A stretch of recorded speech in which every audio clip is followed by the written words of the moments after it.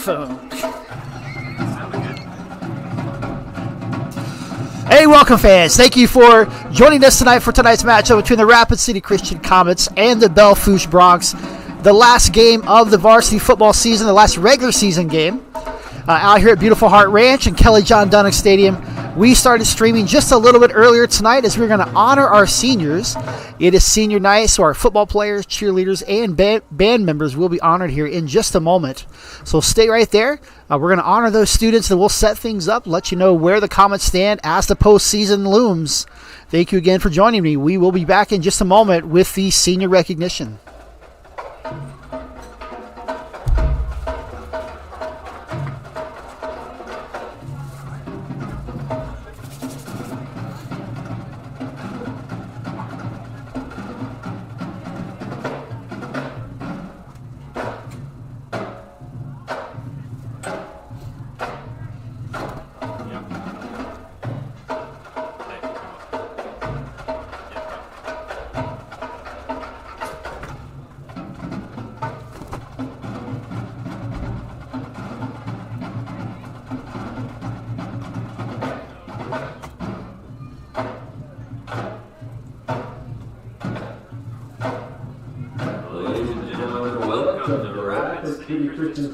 Senior night. We're going to start out recognizing our football seniors. First up, Justice, beautiful bald eagle. Justice is the son of Benji and Kara, beautiful bald eagle, and he has been a member of the Comet football program for 4 years. And for Justice, beautiful bald eagle. Next up, Blake Chamberlain. Blake is the son of Josh and Carrie Chamberlain. He's been a member of the Comet football program for 3 years. Now that big hand for Blake. Next up, Caden Chafee, son of Zach and Belle and Trevor and Emma Eagle. He has been a member of the Comet football program for 1 year.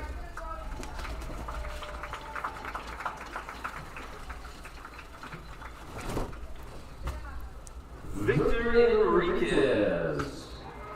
Victor is the son of David Enriquez and Jar Thornburg. Well, you can hear our public address announcer, Sean Compton, mentioning all of our senior football players along with their parents. So far, we've had Justice, beautiful bald eagle. Number 18, Blake Chamberlain.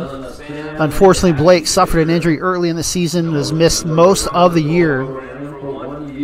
Number 1, Caden Chafee, his one and only year with the Comets. Number 61, Victor Enriquez, defensive lineman, has had a great season for the Comets. Noah Fisher, number 81. Benson Kiefer, number 12. Benson has played wide receiver and defensive back for the Comets, has had a great season. Simon Kiefer. Simon Kiefer, number 10, the quarterback. It's been a record-breaking year for Simon as he has broken the single-season record for touchdown passes, breaking his own record from last year, and last week set the all-time school touchdown record with a big 7-touchdown game, taking him to career 76 total touchdowns, passing and rushing. Number 58, David Klotz, a lineman for the Comets. Braylon Marshall, son of Aaron and Carissa Marshall. Braylon Marshall, number 26. Braylon's a running back and linebacker. He's having a great season. Unfortunately, suffered a knee injury in his last game, and that is going to be his season. But Braylon has been a big contributor to this program in the last few years, getting it to where it is today. Malachi Mazeman wearing number 2 tonight. He has been a receiver. He's also been a lineman. Jaden Moreno, son of Jesus and Shasta Moreno. He's been a member of the Comet football program for 4 years. Jaden Moreno wears number 55. big contributor on the offensive and defensive line. Jaden also serves as the Rapid City Christian school president. Mason Peterson, son of Brent and Jen Peterson. Mason Peterson, number 4, a fan favorite. His nickname is May. Mason scored his first career touchdown a couple weeks ago against Lakota Tech, and everyone was excited to see Mason get in the end zone. Wes Schlaball, son of Doug and Susan Schlaball. Wes Schlaball, number 22. Wes has had a great season as well. He is a wide receiver on the offensive side and a linebacker on the defensive side. Wes has broken a couple records as well. He became the school's all-time leading receiving touchdown holder, and also he'd broken the tackling record on the defensive side. Trevor Wilcox, number 56, a lineman, and Trevor's also a member of the band. He plays baritone sax.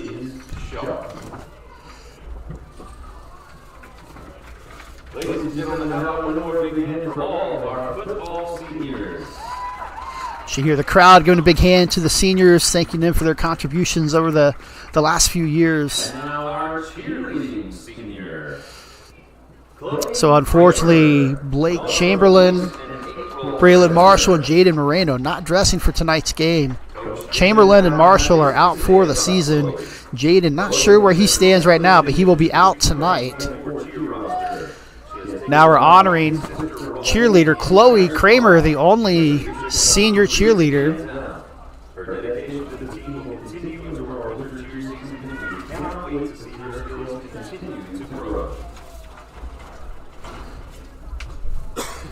And now we have a number of band members as well. And for the band seniors. First up, Zach Cottle.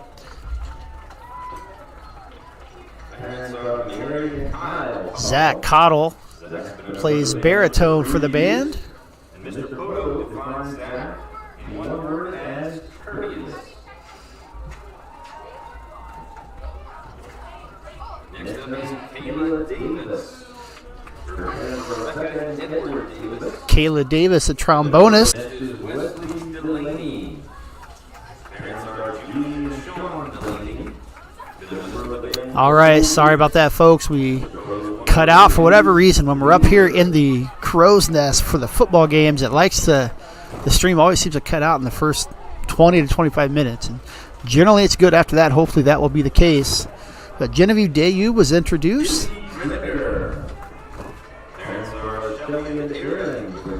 And Izzy Greniger. Izzy's been a 4-year member of the band, a trumpeter.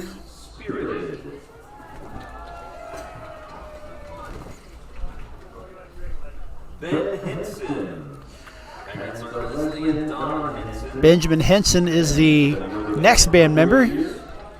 Benjamin plays trombone for the band.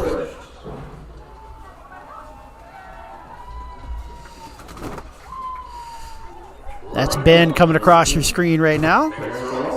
And with him is his twin brother, Lionel Henson. Lionel plays clarinet for the band. Seth LaFave. Parents are Sheila and Dale LaFave. Been a member of the band for 4 years. Mr. Koto's one word to describe Seth LaFave is next.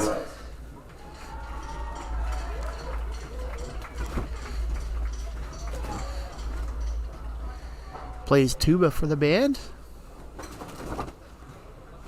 Next up is Tess Peters. Parents are Sean and Nick Peters. Followed by Tess Peters. Tess plays clarinet and has been a member of the band for 4 years as well. Pete Reynolds. Parents are Natasha and Stephen. Pete Reynolds plays trombone for the marching band and concert bands. Also plays bass guitar for the jazz band for the school's praise team as well. He's been part of the band for 3 years. Matthew Sumala is next. Matthew plays the saxophone, nursing a little bit of a sling tonight. Matthew, unfortunately, at the senior retreat, injured his arm during one of the group games. But Matthew's been part of the band for 4 years as well. Taylor Swarthout plays flute for the band. Taylor also serves as one of 2 ambassadors for the school. The school crowns male and female ambassadors for homecoming, and Taylor was voted in as the female representative. She helps to give tours and represent the school in a number of different ways. Senior Eric Poole, who has played drums for his first 3 years, and this year serves as the band's drum major. Eric also earned a merit scholarship, the only Rapid City student among all the Rapid City schools to earn that honor. Joe Freoff. Joe is a drummer. He is also the male ambassador representative for the school. Julius Frog also plays percussion. He's been part of the band for 4 years. You're going to see Julius at basketball season 2, one of the team's best basketball players.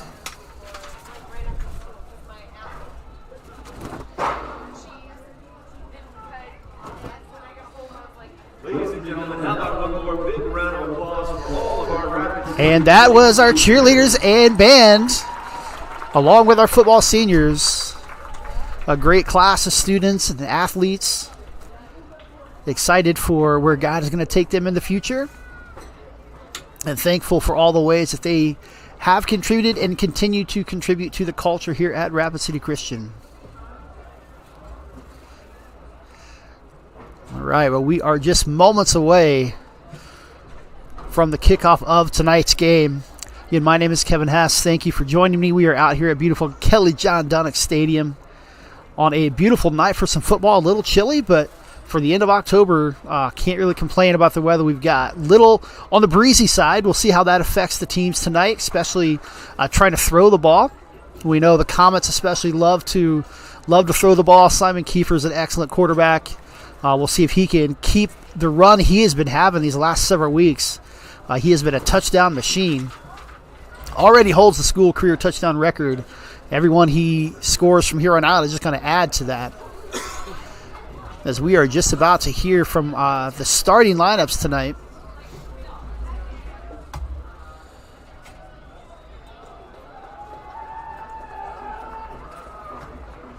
Ladies and gentlemen, welcome to Kelly John Dunnock Field for tonight's varsity football matchup featuring the visiting Belle Fourche against your Rapid City Christian Comets. The Comets come into tonight with a 5-3 record. They lost the first 3 games of the year to 3 of the best teams in Class 11A. Then they have run off 5 big wins in a row where they have outscored the teams, those 5 teams, 230 to 20. Yeah, you heard that right. 230 to 20 over the last 5 games. And so while the Comets have been on a roll, as a coach, it's been kind of an odd season. You start your season really with the 3 toughest games on the schedule, and then the last 5 opponents, just a different level of competition. The Comets were favored in every match, and they ran away with every one of those, only giving up. They've pitched 2 shutouts, giving up 7 points twice and 6 points another time. So they have been dominant, but as they prepare for the playoffs, you wonder if that's going to help or hurt. You're going to have great momentum. They are going to certainly be favored tonight against Belle Fourche, who comes in. Belle Fourche is going to play hard. On paper, the Comets are going to be highly favored to win this one and probably favored to win it by a big margin again. But you can never take these for granted. But as the coaching staff for the Comets, you wonder if, how they like how the schedule was set up, getting your first 3 games, the first 3 games as your hardest games. You got those out of the way, and now you're going to enter the playoffs on a roll. but the level of competition has also been down the last several weeks. And so we'll see how Coach McIntosh approaches that as they approach the playoffs. The Comets do have something to play for. They have already qualified. The top 8 teams in Class 11A advance. And right now the Comets sit at number 8. But by seed points, they trail Canton by just a couple tenths of a point. And depending on how things go tonight, if the Comets can win and Canton has a tough match, if Canton, who is 3-5 right now, but their level of competition has been deemed a little tougher, that's why they are seeded higher. But if Canton ends up losing and the Comets could win, there's a possibility they could move up to that 7 seed. Either way, you're going to be playing a tough team. But awaiting the number 8 seed is the class of Class 11A, Sioux Falls Christian, who is currently 8-0. Sioux Falls Christian has run through every competitor they have faced so far, winning every game by double digits. So they are definitely the team to beat in Class 11A. The Comets would love to avoid them in the first round if all possible. And so we'll see if they can do that. We'll try to update you. Generally, the final seed points will not be known until after the weekend, but we'll definitely keep you updated on the score of the Canton game and just see how things are going. As I said, the Comets come in tonight riding a 5-game winning streak.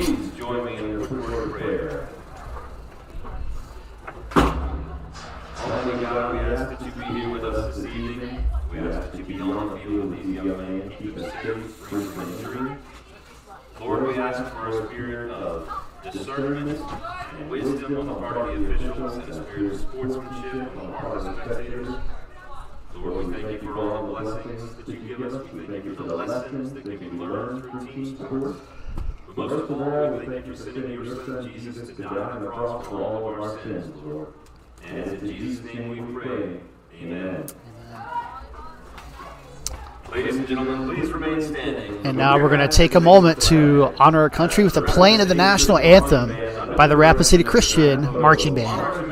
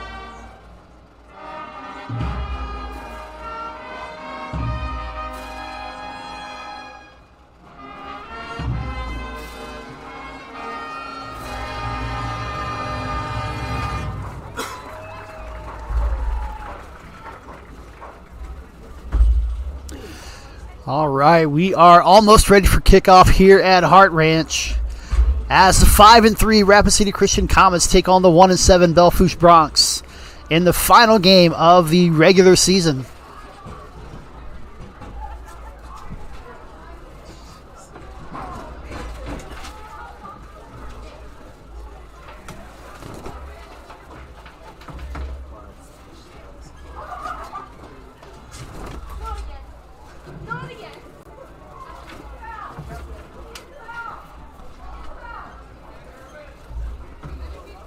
So again, the Comets come in tonight riding that 5-game winning streak, outscoring those 5 opponents 230-20.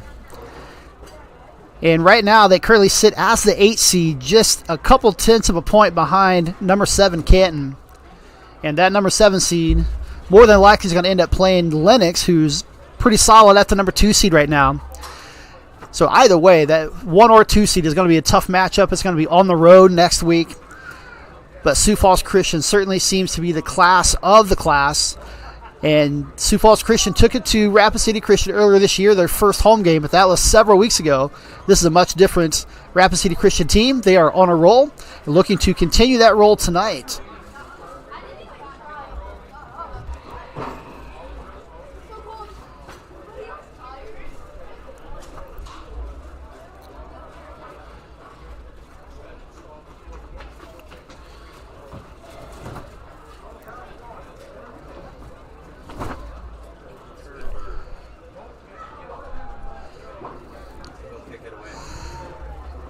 So it looks like Rapid City Christian will kick. They won the toss and deferred, so they will receive in the second half. And so the Comet defense will be on the field first.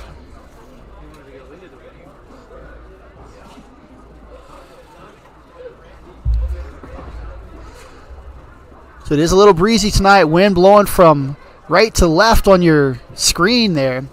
And the Comet's going to be kicking with the wind. And so Belle Fourche is going to play into the wind in the first quarter. That means they'll get the wind behind them for the second quarter.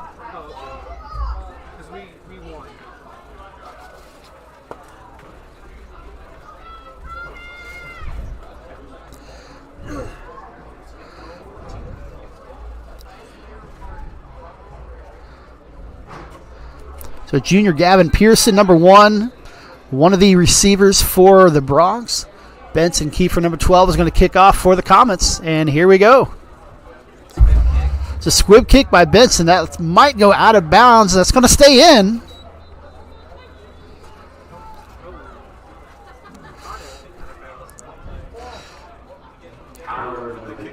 So the Belle Fourche receiver picked it up, standing out of bounds. So I don't think that's going to be a penalty. We'll see what the refs call. They are going to meet.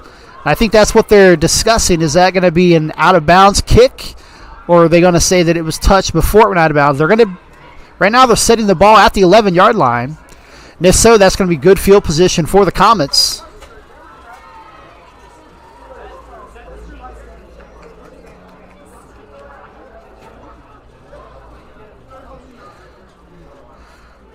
And there comes the flag. I think they are going to call it kick out of bounds.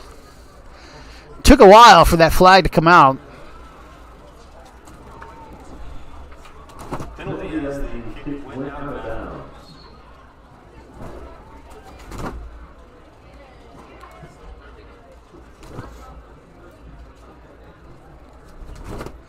Well, they actually backed it up.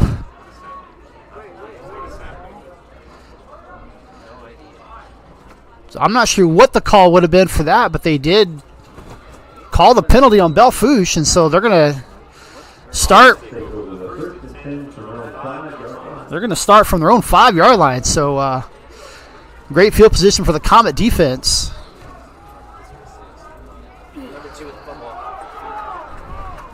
And right away, Belle Fourche with a nice run. Number 2, Harvey Walding, a senior. He's got a first down right away.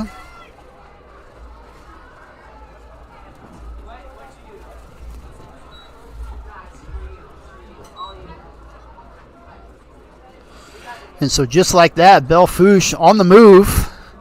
First and 10 now from their own 25-yard line, excuse me. It's trips to this side. What are they doing?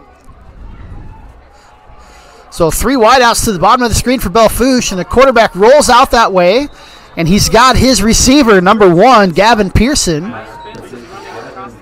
So that's number 4, Joseph McClennan, the quarterback for Belle Fourche. He completes to Pearson for a 9-yard gain, and so back-to-back good plays for the Bronx.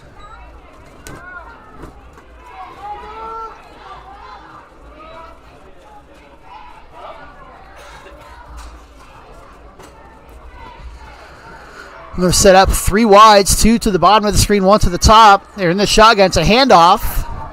And that's going to be a first down run.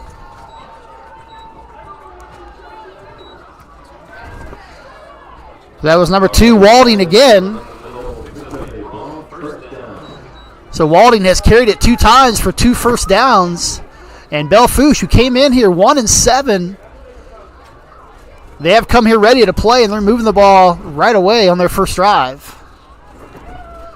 And the shotgun again, 4 wide, 2 to each side of the formation.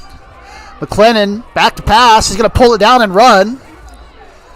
And he slides down after a short gain. So the last several weeks, the Comets defense has been known for tackles for loss, putting the defense behind the chains. But so far, Belle Fourche, they're moving forward each play.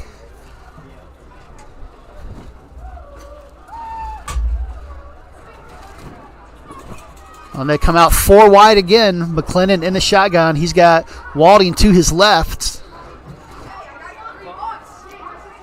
Yeah, almost looked like a false start, but no call there. That's a handoff to Walding. And he's going to be right at the first down marker. That's going to be, they're going to put him just short. So looking at 3rd down and about 1.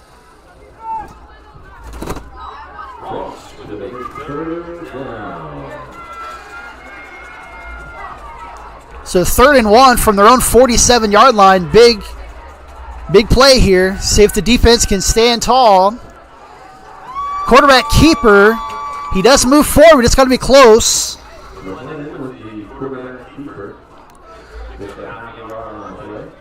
And it looks like he's going to be a little short. So 4th down and inches. Now they're going to stop the clock. Probably call for a measurement.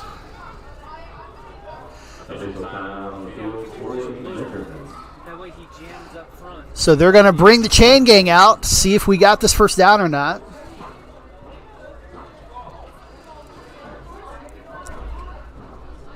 So Belle Fourche doing what they need to do, positive plays each time.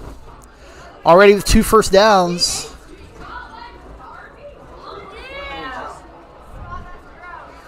And it will be 4th down and inches. So big play here.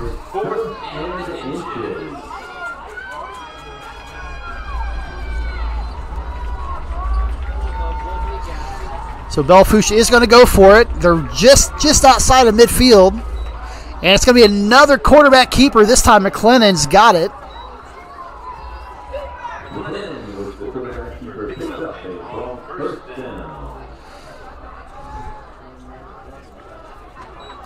So that is the 3rd first down for the Bronx here early on, and a good first drive for Belle Fourche.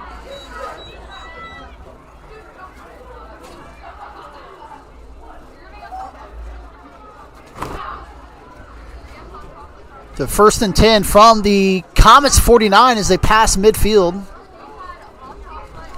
McLennan in the shotgun, 4 wide again. It's another handoff to Walding to the left side. Malachi Mazeman there with the stop.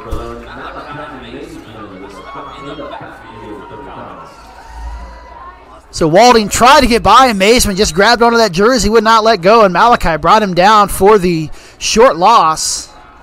So that's going to put him behind the chains now. 2nd and 11 for Belle Fourche. Ball sitting at midfield.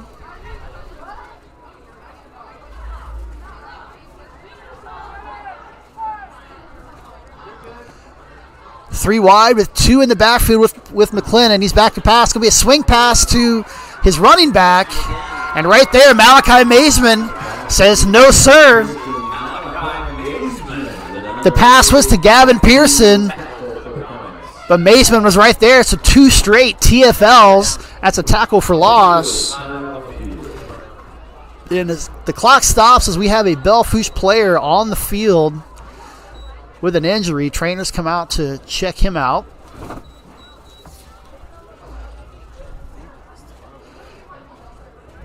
So approaching the 8-minute mark of the first half, Belle Fourche with a good-looking drive right away. This drive, remember, started from their own 5-yard line after a penalty that I still don't know what the call was on that opening kickoff.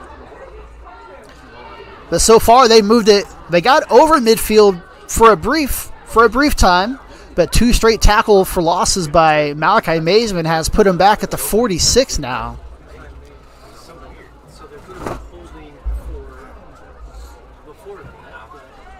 But they didn't even see it. I don't know what they're. I don't know what kind of call it will be. That's 54.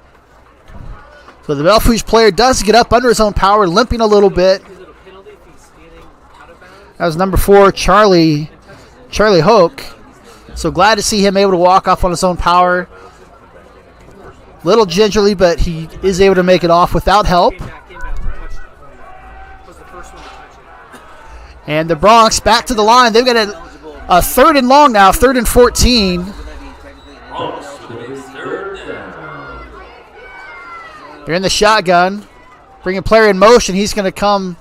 Gives them 3 wideouts on the right side. They were looking for the screen pass. Nothing there.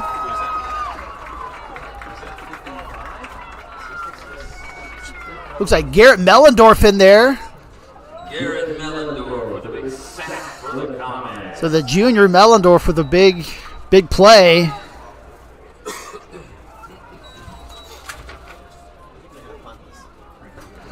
And so 4th and long, 4th and 20, they bring out the punt team. So Belle Fourche started to move the ball a little bit, but Rapid City Christian stands tall, and their offense is going to come on the field momentarily. Short punt. It's going to take a Rapid City Christian bounce. Punt is down to the Rapid City Christian 35-yard line.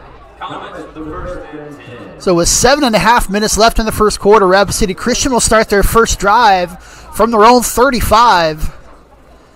And here comes that high-powered offense. They have averaged 46 points over the last 5 games. They've averaged almost 40 points for the entire year. And so we'll see what they've got in store for us tonight. Kiefer in the shotgun. He's got trips to the top of the screen. Now Wes Schlabach comes in motion. So 2 wideouts on each side. Kiefer looking for the option. He's going to pitch it out to Sully Kiefer, number 7. Kiefer pitches it inside to Sully Kiefer, who picks up a Comet first down. And so just like that, the Comets get their first down. Sully Kiefer is going to get a lot of play in the backfield tonight with Braylon Marshall unavailable. Sully not as big, but he's going to have more speed. He's going to be a little shiftier.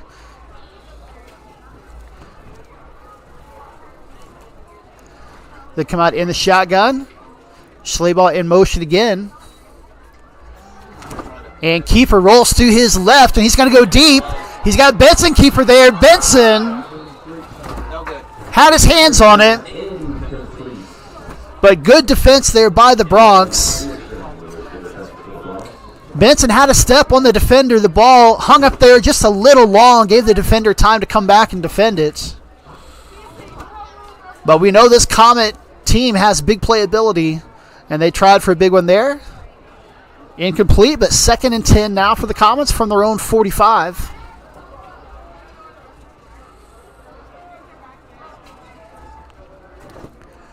Key from the shotgun again.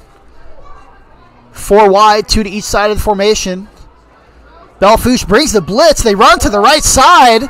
Sully Kiefer's got some space again. He got around the corner, out of bounds, and he is hit late. And so that is a flag. That's going to be a late hit out of bounds on Belle Fourche. First down. So a good run by Kiefer, and you can add 15 more yards. Personal foul will add 15 yards to the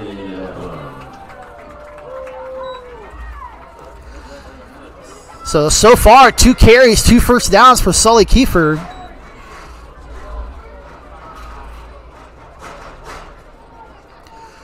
That's going to give the Comets 1st and 10 from the Belle Fourche 24. So Simon in the shotgun. He's got Sully to his right. 3 wideouts to the top of the screen. Justice Beautiful Bald Eagle, the lone receiver on the bottom of the screen.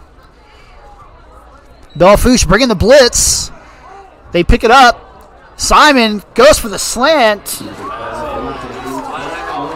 Incomplete, but that looks like it might be a pass interference as the defender got there a little early. That was intended for Benson Kiefer, and Benson stays on the ground. He's holding that knee.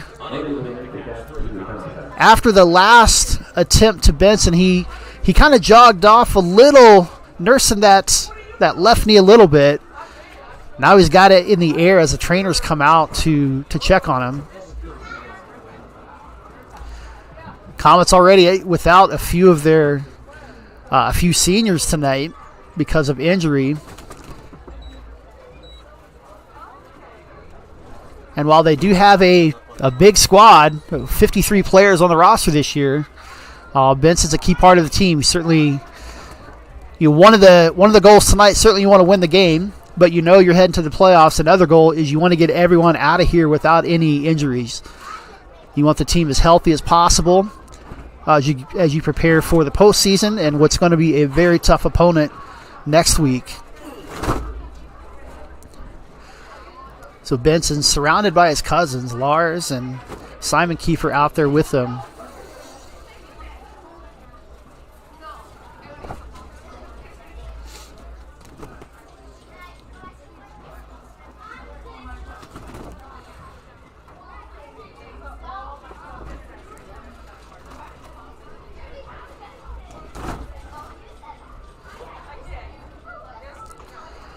So Benson gets a little help up. And he's going to need some help getting off the field. So certainly our thoughts and prayers with Benson. Hopefully nothing major as he comes to the sideline.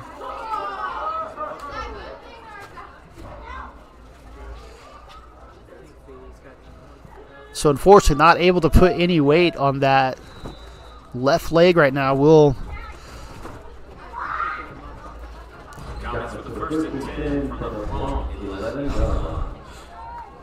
and so if we get any updates, we will certainly let you know.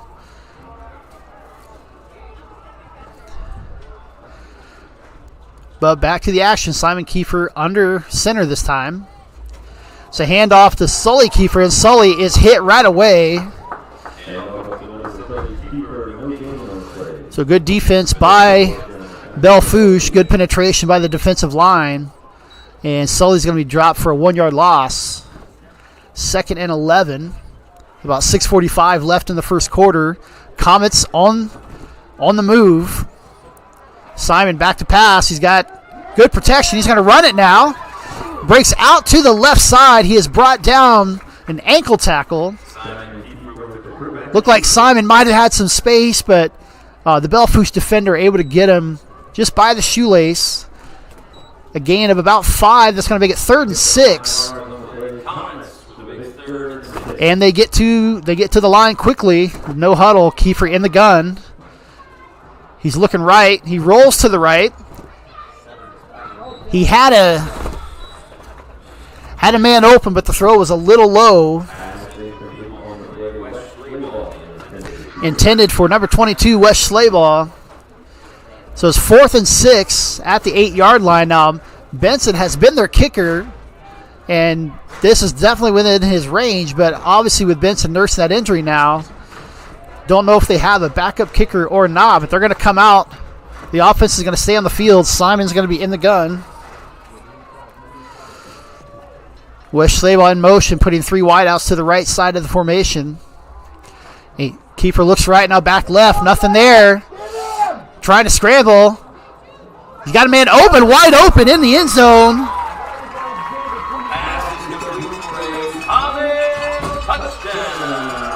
So a great job by the offensive line to give Simon some time. And Simon able to find Regan Koskin in the back of the end zone. Just kind of a scramble drill. Once your quarterback gets out of the pocket, receivers, the routes go out the window, and you're just trying to find an opening. Koskin was able to lose his defender and was wide open at the corner of the end zone. Simon floats it back there for the touchdown pass, adding to his already record-breaking season. Comets come out for the 2-point conversion. In the shotgun again, 3 wide to the top of the formation. It's a pitch to Sully Kiefer. Sully trying to get the corner, and he is going to be forced out of bounds. Conversion no good.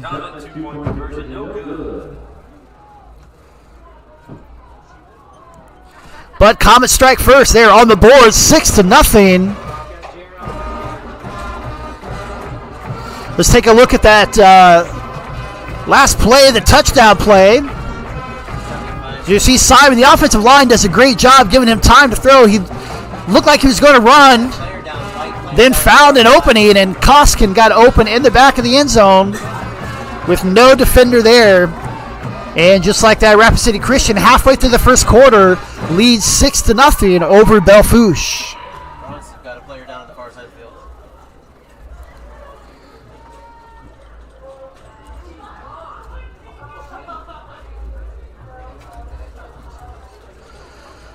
So a little bit of a pause in the action as Belle Fourche has a player down right where Sully Keeper was taken out of bounds.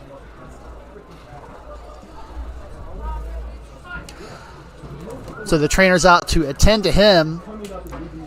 So already we've had a few players nursing some injuries. Hopefully this is not a sign of things to come.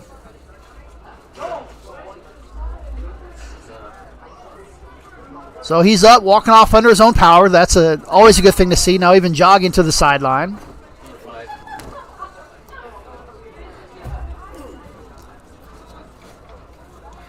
So that was number 5, Peyton Alexander, a senior for the Bronx. Good to see him jogging off on his own. And the Comets set to kick with Benson on the sideline. The new kicker is going to be number 75, sophomore Jeremiah Williams. And a little bit of a squib kick there, picked up by the Bronx just inside the 30-yard line. And they're going to spot it at the 29. Great farm leader with the kick reception for the Bronx. Bronx take over the first and 10 from the 29-yard line. So just under 6 minutes to play, Belle Fourche starting their second drive. They moved the ball a little bit, got to midfield before the Comets stood tall, forced to punt. We'll see how they do on drive number 2. McClendon in the shotgun, hands it off.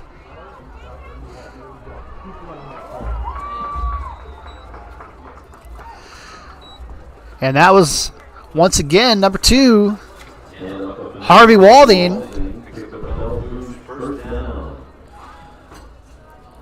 Walding has had some good runs early on. He picks up another first down.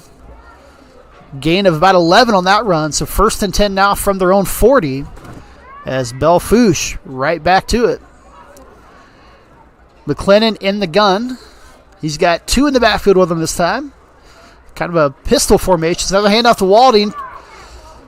Up the middle. Tried to break it outside, but good contained there by the Comet defense. No gain.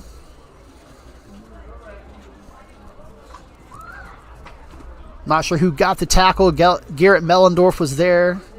Looked like 56 Wilcox was there too.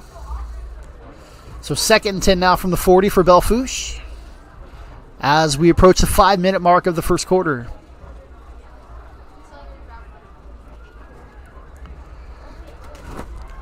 McClendon in the gun. He's got 3 wide. He hands it off to Walding. Walding trying the right side. And nothing doing there. Regan Koskin, who just had that touchdown reception, now adds a tackle for loss to the stat sheet. And so after a big run, 2 straight negative plays, and it's 3rd and 11 for the Bronx. The Bronx come out with 3 wideouts to the top of the screen. 1 wide out to the bottom. And McClendon in the gun once again. He's looking right. He's got a man open. That's going to be a short gain, though. It's going to leave them with 4th down. So 4th and 5 from the 45. Bronx now with 4th and 5. Looks like they're going to send out the punt team. And Lars Kiefer back to receive for the Comets. First punt was a short one. Gave the Comets pretty good field position.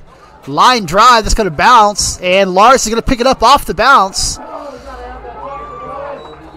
And tried to break the first tackle, but a good job by number 1, Gavin Pearson, who held on.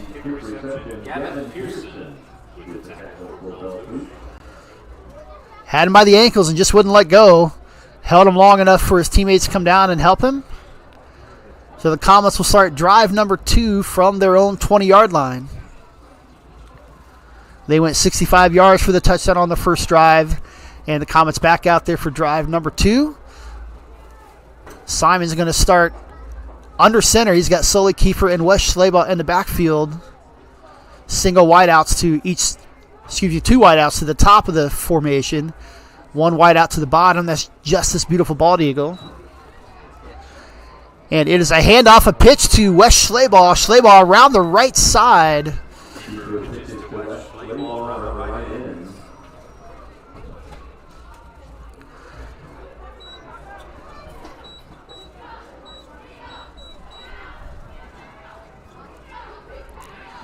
And they're going to give him about a 4-yard gain.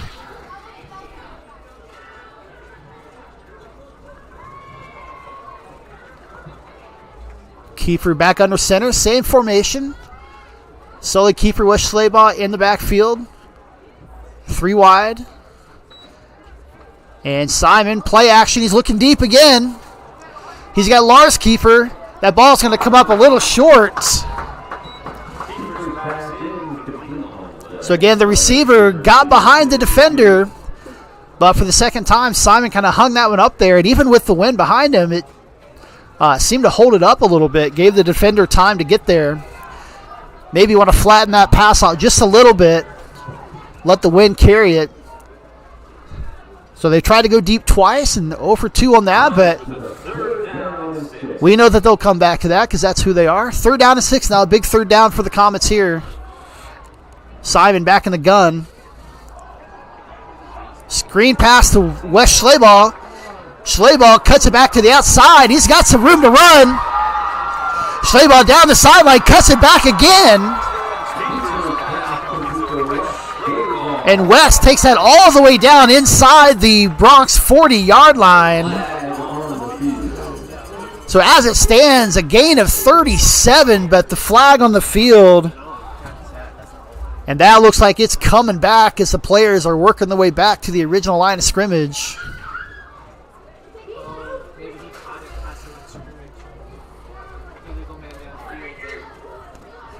And they're going to wave the flag away. So whatever they were discussing, they decided no penalty. So the result of that one is a 37-yard pitch and catch from Kiefer to Wes Schleybaugh. Wes Schleybaugh did most of the work on that one. A little screen pass. He broke a few tackles, made a nice cut to the outside. And a big gain for Wes. So that'll be 1st and 10 for the Comets from the Bronx 40-yard line.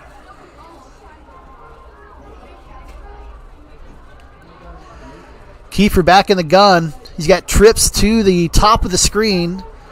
Beautiful Bald Eagle, the lone receiver at the bottom.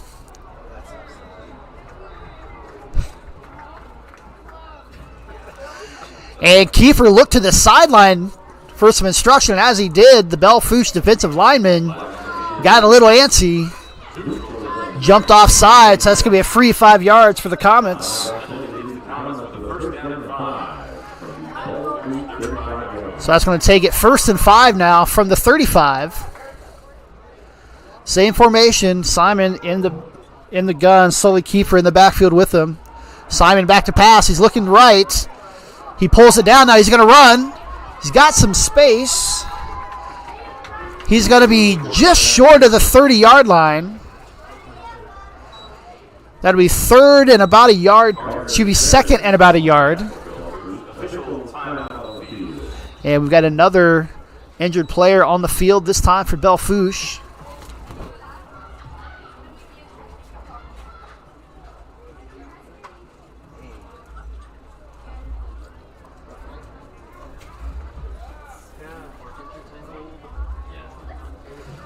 So 2:46 left in the first quarter. Rapid City Christian with the early lead, 6-0.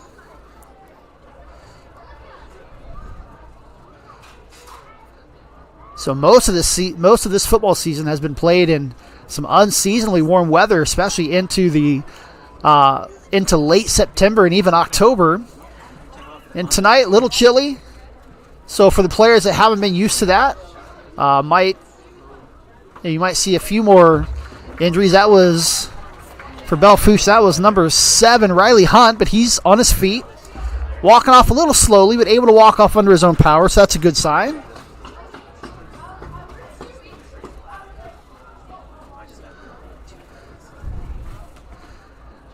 And so we are back to live action.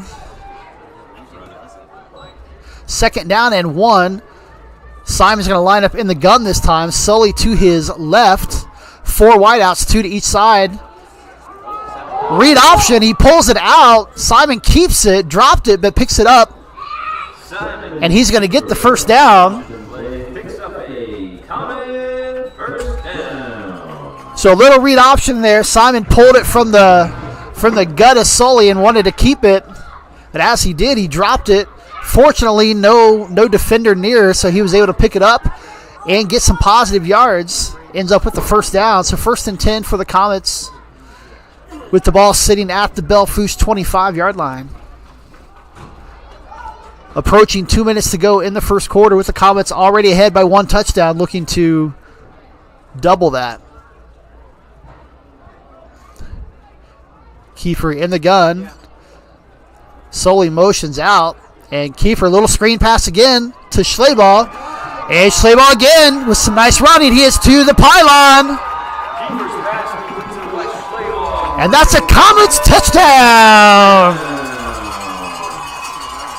So a great move by Wes Schleybaugh, just like he did the first time he touched it.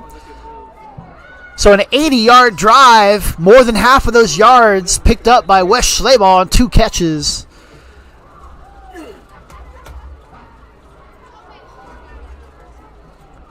And the Comets with a 12-0 lead, setting up for the 2-point conversion attempt.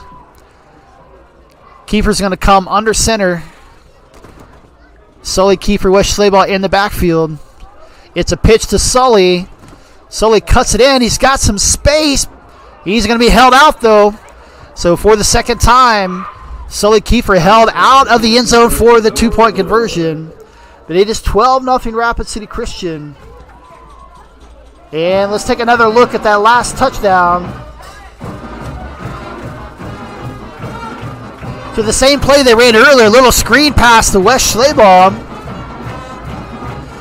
Schleybaugh cuts it out, nice little move there, and just a race to the pylon, and he beats the defender for the touchdown. So another nice pitch and catch from Kiefer to Schleybaugh. Schleybaugh racking up the yak tonight, the yards after contact. And Comets with the 12-0 lead with 1:49 left in the first quarter.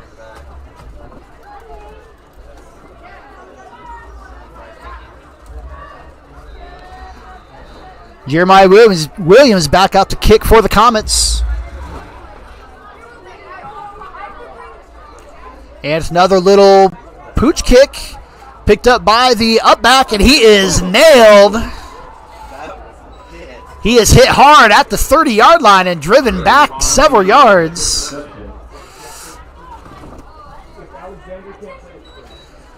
And so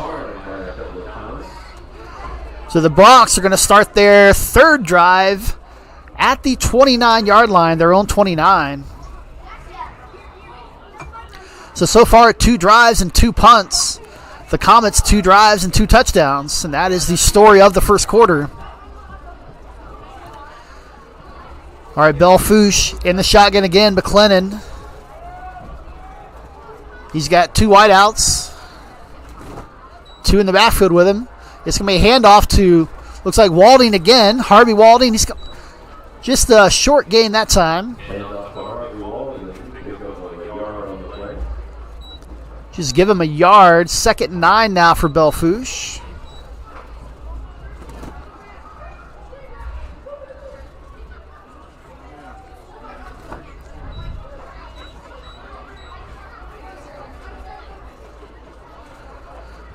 McLennan back in the shotgun again. 2 wide. He's back to pass. Nobody there, looking to run now. Good job of the Comet defense. McLennan able to get back to the line of scrimmage, maybe a short gain. So that won't be a sack, but just a short gain. So that's going to leave Belle Fourche 3rd and 8. Already trailing 12-0. They don't want to punt it back after a 3 and out, looking to get a drive going. Let's see if the Comet defense can hold strong. So trips to the bottom of the screen, unique formation. McLennan looking left, though. Now he's back right. He's got a man. It's complete to Pearson. Pearson's got some room. He's got a blocker ahead of him. Gets by him. He is on the... It's a race to the end zone. And he is going to win that race. Belle Fourche with the 69-yard touchdown.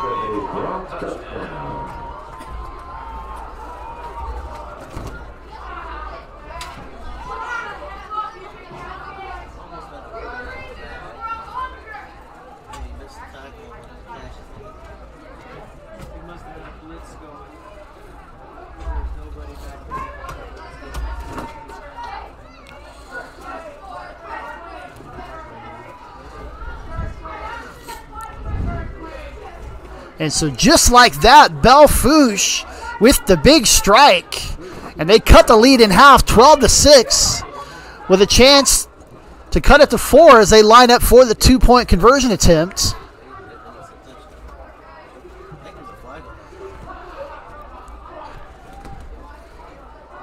McLennan back in the gun. He's going to keep it himself up the middle. He is going to score.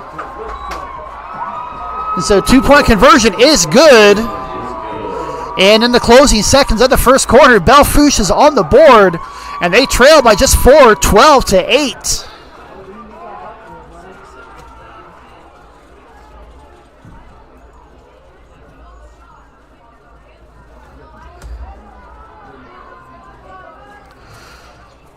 So that was junior Gavin Pearson on the big catch and run. McLennan was able to escape the pocket, roll out to his right, found Pearson for the first down, and then he did the rest. Had a great block downfield by his fellow receiver. And then Pearson just broke one tackle and was off to the races. Was able to cross the goal line, giving Belle Fourche a big shot in the arm. Some big momentum. So with just seconds left in the first quarter, Rapid City set to receive.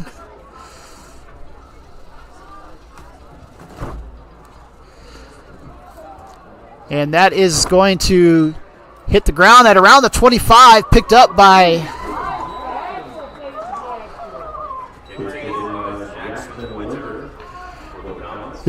number 8, Jackson Winter, and he is taken down hard.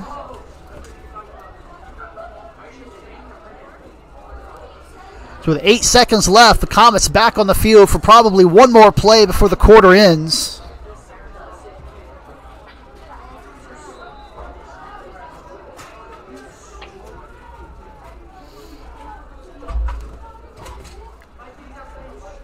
So Comets come out in the shotgun. Sully Kiefer to the right of Simon. 4 wideouts, 2 to each side of the formation. Simon fakes the handoff. He's going to keep it up the middle, leaps over a defender, and he's going to get about 5 yards on the play, and that's going to take us to the end of the first quarter.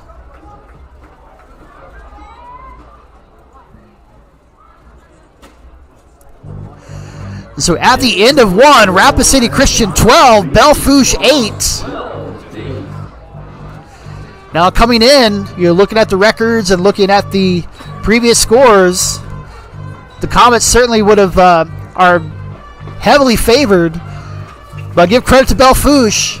They were in danger of a third punt, but on that big third down play, Pearson took it all the way, giving Belle Fourche that big touchdown they needed to get back in the game.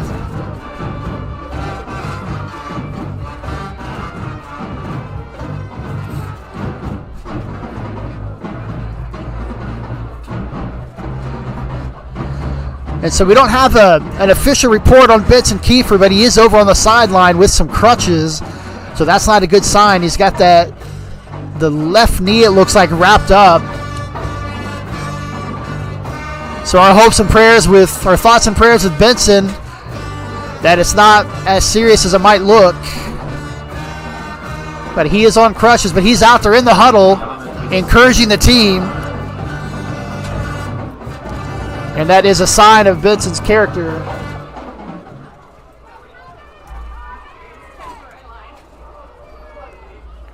And we are ready for the second quarter. It's a handoff to Sully Kiefer. Sully around the left side. He's got a first down.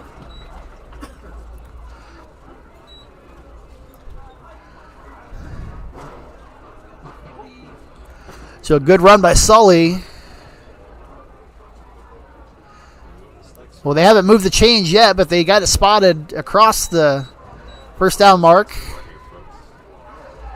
And there they go. First down. Chain gang a little slow, but here they go.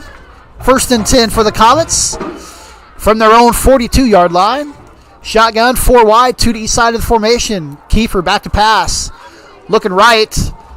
He's got Lars Kiefer open. Lars has it. And that'll be another first down into Belle Fourche territory. First down.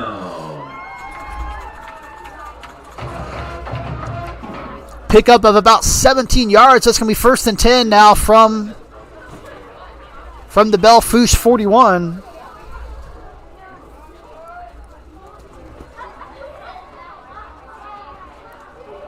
Four wide again, 2 to each side of the formation. Kiefer in the gun. He's got Reed Lindbergh in there at running back. And Reed, he's got some space and a good run by Reed.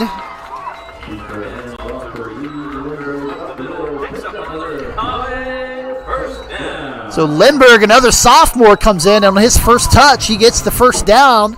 Gain of about 12. They are up to the 29-yard line, 28-yard line. And Comets on the move again.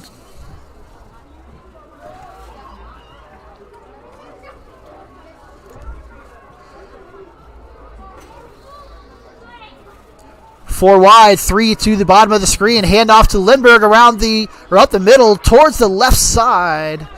Good run by Lindbergh.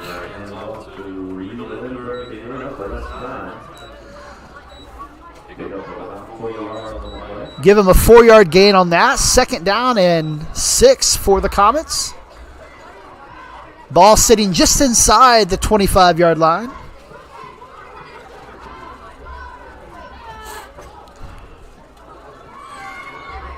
And Sully Kiefer out as a receiver, which is why they have Lindbergh back in the backfield. He's to the right of Simon, who is in the gun. 2 wides, each side of the formation once again. Simon looking to pass. Good block there by Reed Lindbergh, picking up the blitz, and Simon's got some space to run. And Simon is out of bounds.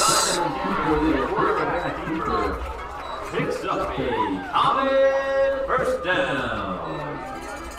So Reed Lindbergh, number 28, picking up that blitz and just pancaked his man. And that set up Simon for that big run.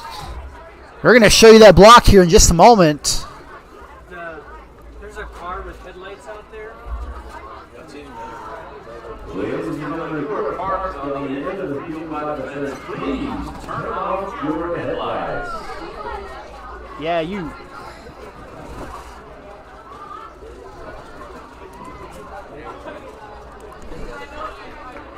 And Kiefer in the gun. He's got 4 wide again. He fakes the handoff to Lindbergh, but he is brought down in the backfield for a big loss. So it looked like another read option. Pulled it out, tried to keep it, but a great job by the Belle Fourche defender getting the sack. So that's going to back him up.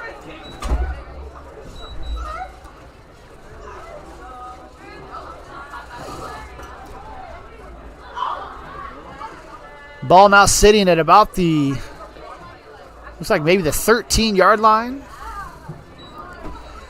Kiefer in the gun. He's got 3 wide to the bottom of the screen. Looks to the middle. Justice, beautiful bald eagle. That is caught. And he held on. He took a big hit, but a great job of holding on to that ball. They are quick up to the line. 3rd and goal.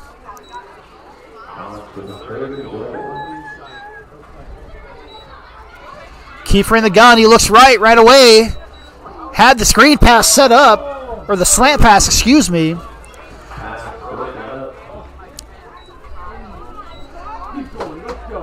Looked like maybe some miscommunication between Simon and his receivers. So 4th down and goal. They're inside the 5. So big play here for the Comets.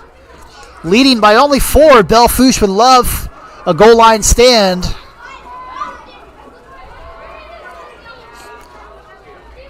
Simon getting the play out to his receivers. He's in the gun. Lindbergh to his right. Simon is flushed out of the pocket, and he is going to be brought down for a big loss. So he is sacked all the way back to the 20-yard line, and Belle Fourche defense able to hold strong, keep the Comets out of the end zone. And so the Bronx will have possession with a chance to possibly take the lead if they can put together another good drive.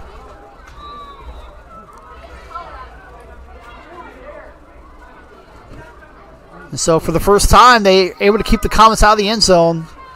Belle Fourche in the gun. Handoff, it is fumbled on the ground, kicked around. And just like that, Rapid City Christian regains possession. So an unforced error by the Bronx, just a bad handoff there. Don't know if that was the quarterback or the running back, but either way, the ball ends up on the ground, is kicked out a few yards, and the Comets fall on top of it to regain possession. That's got to be deflating if you're Belle Fourche. You just stood up on a big fourth down and goal, got the ball back, and on the very first play, you turn it over. Trevor Wilcox, the senior, coming up big for the Comet defense. Simon back to pass. Again, he is flushed out, but he's going to have some positive yards. He's got a first down and more. Still on his feet. Finally taken out of bounds, but not before a big first down. That's going to be 1st and goal for the Comets. And so just like that, they're back inside goal-to-go territory, and they're up to the line quickly. Simon back in the gun. He's got 2 wides to each side of the formation. Lindbergh in the backfield. It's a handoff to Lindbergh. He is through the line and in for the touchdown.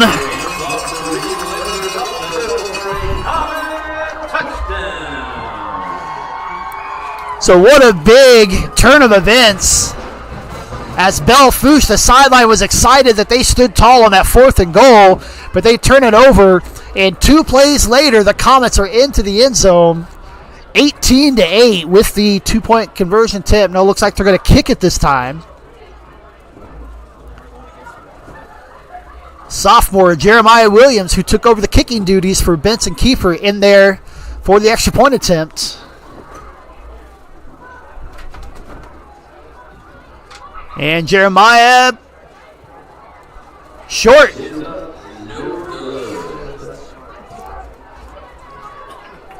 Looked about like my golf swing. I think he hit the grass before he hit the ball. But touchdown number 3 for the Comets, and they go up by 2 possessions again, leading by 10, 18-8.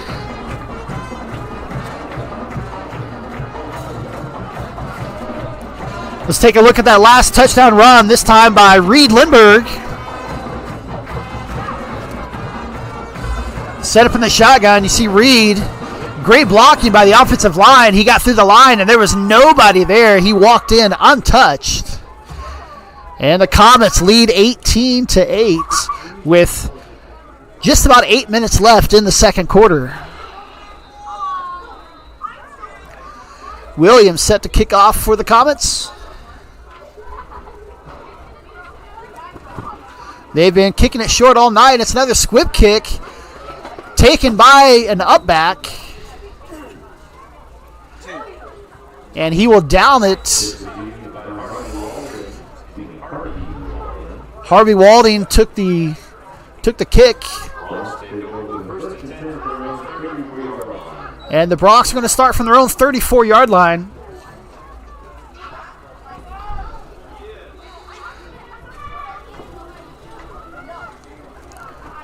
McLennan in the gun. He's got 4 wide, 2 to each side of the formation. Screen pass to the outside, dropped. Pass was intended for Pearson, who just had that big touchdown catch and run on the 2 drives ago, I guess, on the touchdown drive for Belle Fourche. I think he had a case of trying to look ahead of him before he really pulled that ball in, because the Comet defense was right there. And in doing so, he dropped the pass. McLennan back in the gun. Bobbles the snap. And he's going to run it. Looked like he might have wanted to hand that off. He might have wanted to hand that ball off, but he bobbled the snap, and that just threw the timing off. So he kept it for a short gain. 3rd and 9.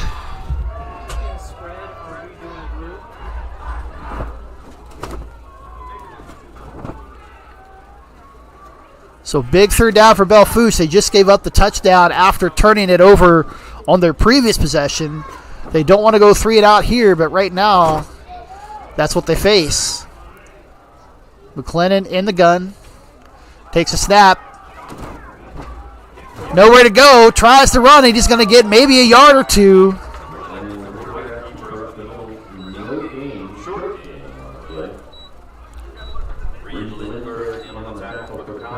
Reed Lindbergh, who just scored the touchdown, in on that tackle. And that is going to leave 4th and long. And the Belle Fourche punt team is in. Number 3, Lars Kiefer back to receive for Rapid City Christian.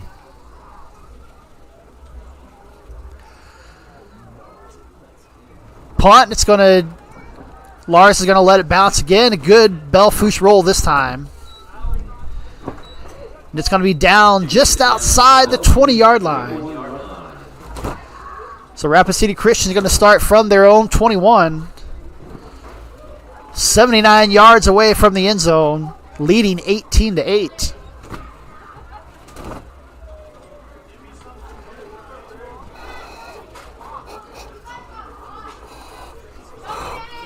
So Simon Kiefer, who set the school record for total touchdowns last week with a big 7-touchdown game, has 2 touchdown passes already, and the 3rd touchdown came from sophomore Reed Lindbergh on the last drive. Now Kiefer in the gun. Hands off to Lindbergh. Lindbergh picks up a few yards. Keeps the feet going, and a good gain. He's going to pick up about 5. And Comets right back to the line.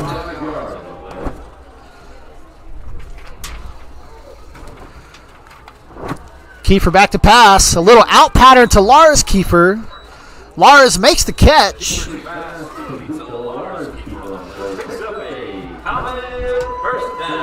Throw was a little behind him, but Lars did a good job of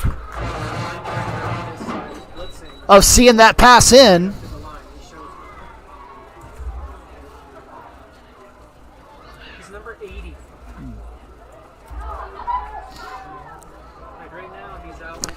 So crossing the 6-minute mark of the second quarter, Kiefer back in the gun. He moves to his left. He's going to pitch it out to Lindbergh. Lindbergh with a head of steam is going to get a good gain on 1st down.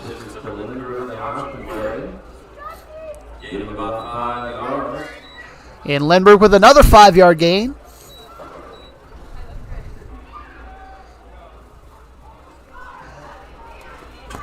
So 2nd and 5. Comets from their own 37-yard line.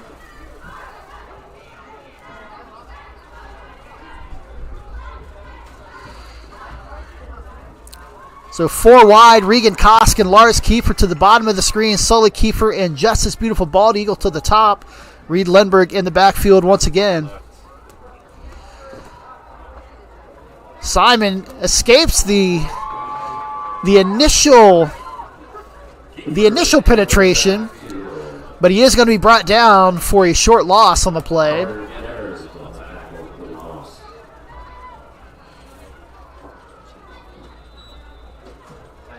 Timeout call, Rapid City Christian.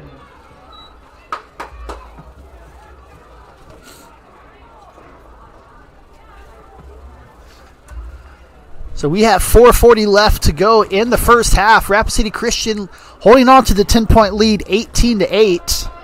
Again, the Comets come in tonight holding the number 8 seed in Class 11A. They've got an outside shot of earning the 7 seed depending on how things shake out in the rest of the class. Currently, that 7 seed is held by Canton. Canton is approaching the half. They lead Tri-Valley 15-14, so a close game there. Comet fans are rooting for Tri-Valley there. If Canton loses and the Comets are able to hold on, they have a shot of earning that 7 seed. And the big prize for earning the 7 seed is avoiding Sioux Falls Christian, although the 2 seed, which looks like Lennox right now, is no picnic either. Either way, Comets going to be facing a tough opponent in the first round of the playoffs. We're back to live action. 4 wide, 2 to each side of the formation. Lindbergh in the backfield, Kiefer in the gun. Kiefer looks to pass. Plenty of time to throw, great protection. He rolls out to his right. Nobody there, he's going to try to run. He'll pick up a few yards, but not much. And that's going to lead to a 4th and short. So a big call here for the Comets. You're on your own side of the field. You're inside your own 40. We're going to call it 4th and a long 2. Comets in the gun. Yeah, it looks like they're trying to draw him offside. They almost had it, but no call there. And there they go. They are going to snap it. Reed Lindbergh around the left side and down the middle. He has got some room to run. Lindbergh, nice run.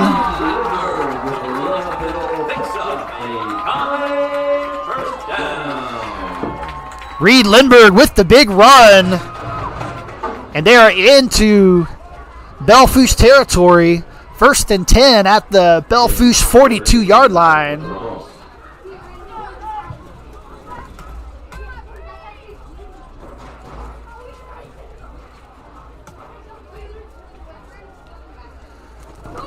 Comets set up in the gun again. 4 wide, 2 to each side of the formation. Lindbergh on the right of Kiefer. Kiefer back to pass. And there's that wide receiver screen. This time to Sully Kiefer. Kiefer, nice run. There is a flag on the play, though. And that's going to be looks like a holding call on the Comets. So unfortunately, that's going to put the Comets behind the chains.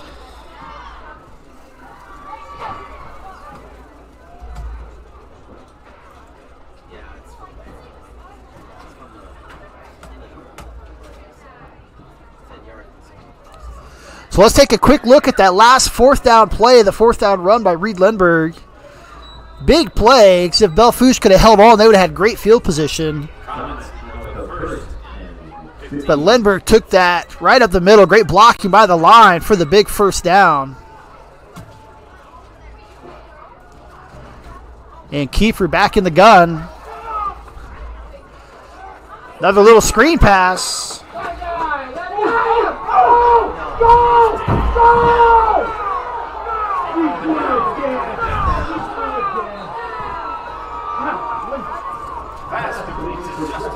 A little bit of confusion on the field. Pass was complete to Justice Beautiful Bald Eagle. Belle Fourche ended up with the ball running the other way, but it does look like they did call Beautiful Bald Eagle down by contact. It's one of those situations where the whistle, if it was blowing, it wasn't blowing very loud. And so a little bit of confusion on the field. White Jeep. License plate. Yep. 2JD165. Okay. Thank you. Ladies and gentlemen, you drive a white Jeep. White Jeep. License plate 2 Juliet Delta 165. Your lights on. So after the holding call and then the loss on that pass, it is now 2nd and 20. Comets in a hole here. Fakes the pitch, and Kiefer rolling to the right. He's got Lars Kiefer, and Lars Kiefer's pass in. unable to hold on to it. Lars Kiefer on the play with us coming out of his eyes. So the play was there. Lars looked like he might have tried to turn upfield before he had complete possession. It's another one of those that not sure if he would have got the first down, but certainly would have made it a 3rd and much more manageable. Now the Comets backed up. 3rd and long, 3rd and 20. They're still close to midfield. If you're the coaches, you're probably trying to at least get maybe half of this back. Try to make it a 4th and much more manageable. So we'll see what they call. Maybe another wide receiver screen. Kiefer in the gun. No screen here. He's going to right up the middle. Sully Kiefer, a great catch, and Sully is on the move, and that's a touchdown, Comets! That was a great throw and catch and a great move by Sully Kiefer. He was hit right in stride, and he saw that defender. As soon as he caught it, he took a quick step to the left, got by the defender, and he was off to the races. And Sully's got speed. No one was catching him. So Simon Kiefer to Sully Kiefer for the touchdown. Comets lead 24-8, up by 2 possessions. Jeremiah Williams out for the extra point. If he can hit this would move it to a 3-possession game, 17 points. And there's the kick, and that is good.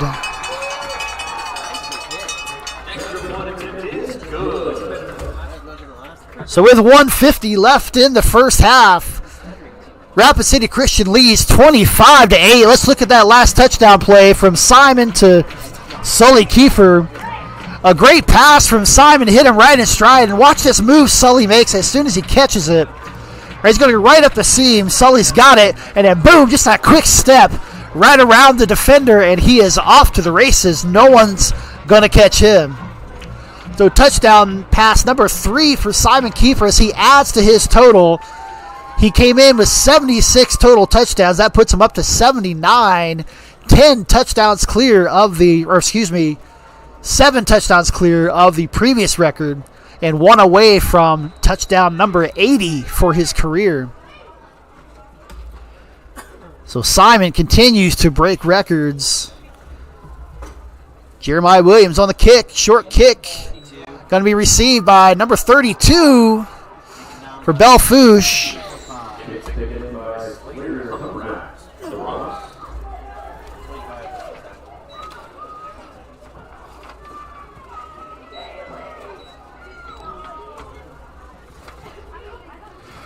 So that was Slater Humbrock with the reception. He's going to give Belle Fourche some good field position. They're going to start this drive from their own 47. Bronx trailing by 17, would love to get something on the board here as Rapid City Christian is set to receive the second half kickoff. And McLennan back to pass, goes for the screen pass. That is Harvey Walding on the screen pass. He's going to gain 5 yards on that one. Second 5 Belle Fourche. Clock continues to run, approaching 1 minute, 20 seconds. Belle Fourche has all 3 timeouts still remaining. McLennan tries to roll to his right. He's going to be brought down by number 21, Jacob Muller. Jacob Muller read that one all the way. So with 58 seconds left, Belle Fourche going to call their first timeout. But they've got 3rd and 11 facing them.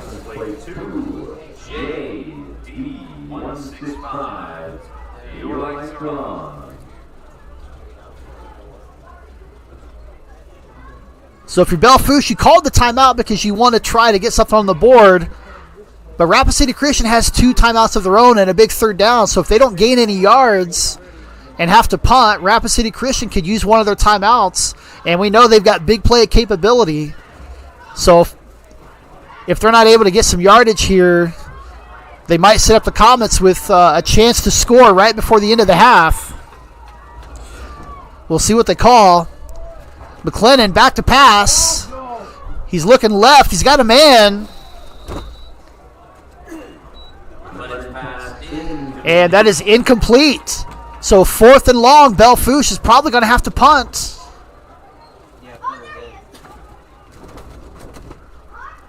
So Rapid City Christian, once the kick lands, they should have about 45 seconds. So McLennan has backed up to punt.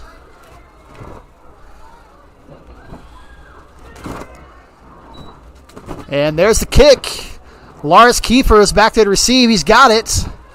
And he's going to go around the left side looking for some space. Still on his feet. Trucks the guy. Truck stick his the tackler there, but there is a flag on the play. A lot of times on those returns, this is where you're going to have a block in the back or a hold, more than likely on the receiving team.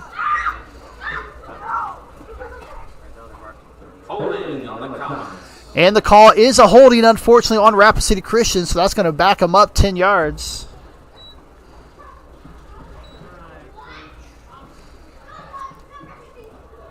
So 40 seconds left in the quarter. The Comets going to have a long way to go. I don't know what kind of leg Jeremiah Williams has, what kind of distance he has. Maybe they can get into field goal range. But we also know that they've got big play capability. 40 seconds, still 2 timeouts. So a lot of time. And receiving the second half kickoff, they could go back-to-back here. They're set up in the gun, 4 wide, 2 to each side of the formation. And it's a handoff to Reed Lindbergh. Lindbergh up the middle. Carrying a couple defenders on his back.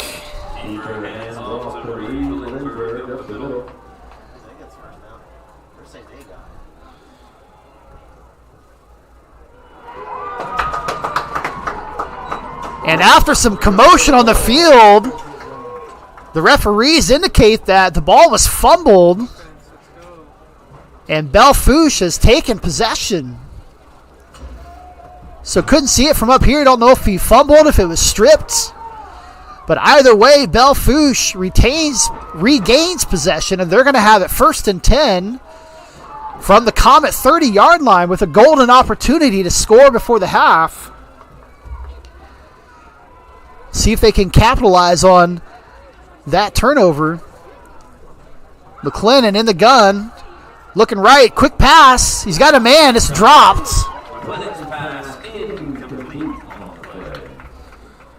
He had a man. It's a good pass.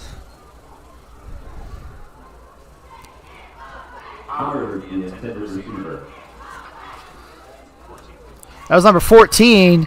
Kane Howard had a chance, but not able to bring it in. So 2nd and 10 now from the 30-yard line.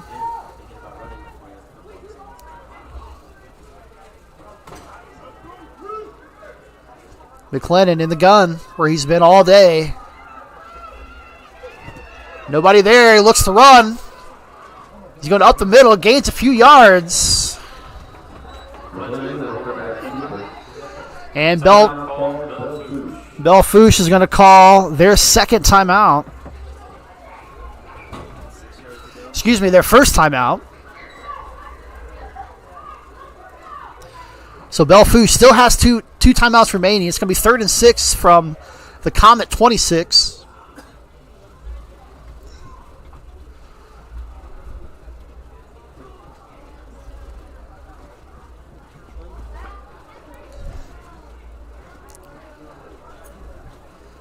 So the Comet defense did its job, forced a punt, and on the first play of their last drive, Reed Lindbergh fumbled the ball, and Belle Fourche was able to recover. So just under 20 seconds left in the half, Belle Fourche faces a 3rd and 6. McClendon has it. He goes quick. Almost intercepted. And then almost caught. So it's a great job by Sully Kiefer. He saw that all the way. Ball went off of his hands. The Belle Fourche receiver had a shot to maybe pull it in off the deflection, but it falls harmlessly to the ground, and it's going to be 4th and 6 for Belle Fourche. So not a lot of risk for the Bronx to go for it here in Comet territory, and with not much time left.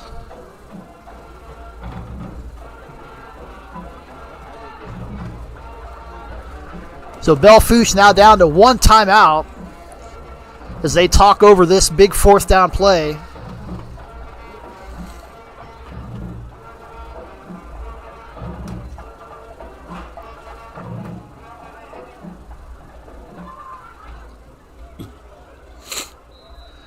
McClendon back in the gun. He's got trips to the bottom of the screen. 3 wide there.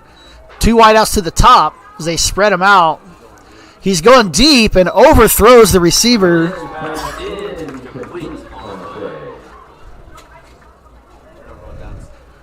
So Harvey Walding had a step on the defender, but just overthrown by McClendon. And so the Comets turn him over on downs. 10 seconds left in the first half. So we'll see if the Comets try to go deep, or maybe they just take a knee, go into the half with the lead. And they are going to come out. Looks like they're going to take a knee, let this go to halftime.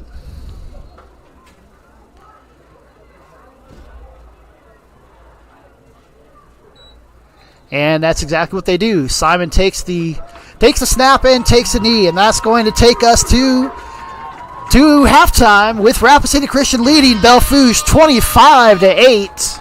Halftime has the Comets over the Bronx 25-8. And so we're going to leave the microphone hot for you so you can hear the stylings of the Rapid City Christian Marching Band. And we will be back following the band's performance to break down the first half and show some highlights from the Comets, who lead currently 25-8 in their final regular season game here at Kelly John Dunnock Field here at Hart Ranch. Stay right there and enjoy the Rapid City Christian Marching Band.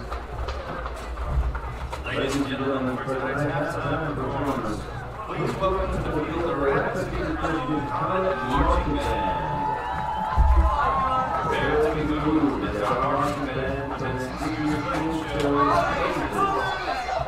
Tonight we will take you on a journey through sunny skies and the wonderful world of the 1977 classic Yellow in Mystery Blue Sky, arranged by Matt Conway. Prepare to be captivated is for what it means to see forgiveness through a powerful edition of Amazing Grace, arranged by Bob Price, featuring senior trumpet soloist Annie Vinegar.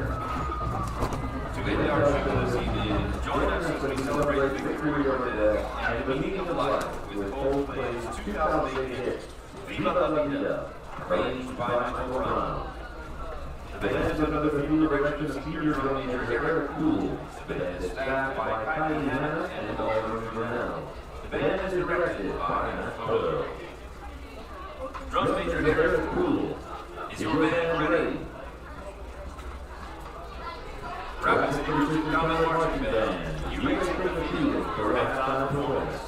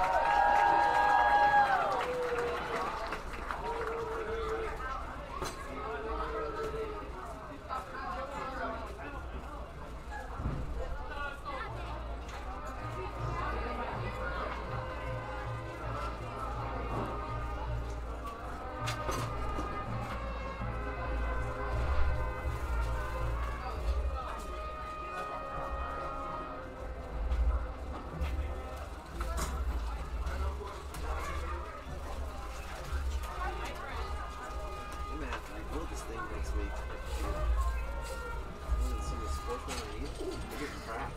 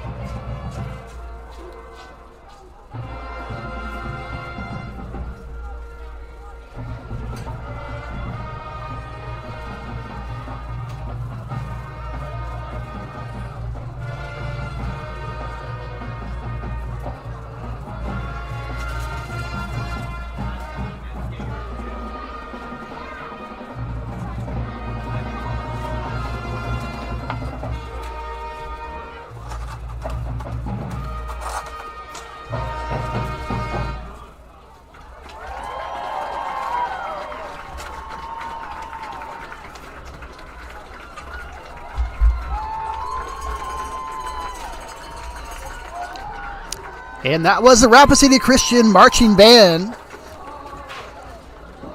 Doing a great job under just in their second year as a marching band. So congratulations to them. They competed this year in a couple festivals. And Mr. Poto is excited to see where the program goes. He's been doing a great job with them. Well, we are just minutes away from the start of the second half, where Rapid City Christian leads 25-8. Well, let's just take you through how the Comets got to 25. 4 first half touchdowns.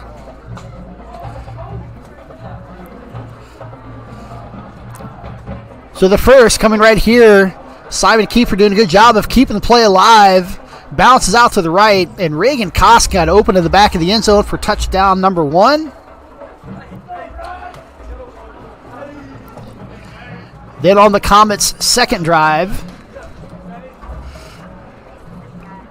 Kiefer, little screen pass to Wes Schlaball, who did the rest, made a couple guys miss up the right side and beat the defender to the pylon for touchdown number 2.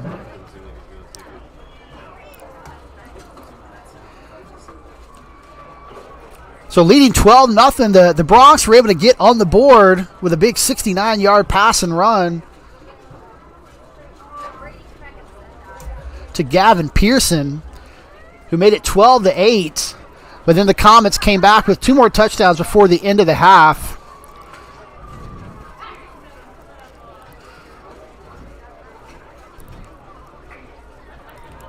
The first coming right here, see Simon Kiefer, a great run. And we want to watch that back because I want you to watch the block by number 28. Reed Lindbergh, his running back, just boom, puts his man on the ground. And Simon with a big run. Then on the very next play, he rewards the young guy, Reed, as Reed got the touchdown from about 5 yards out. He went into the end zone untouched. And so that puts the Comets up 18-8.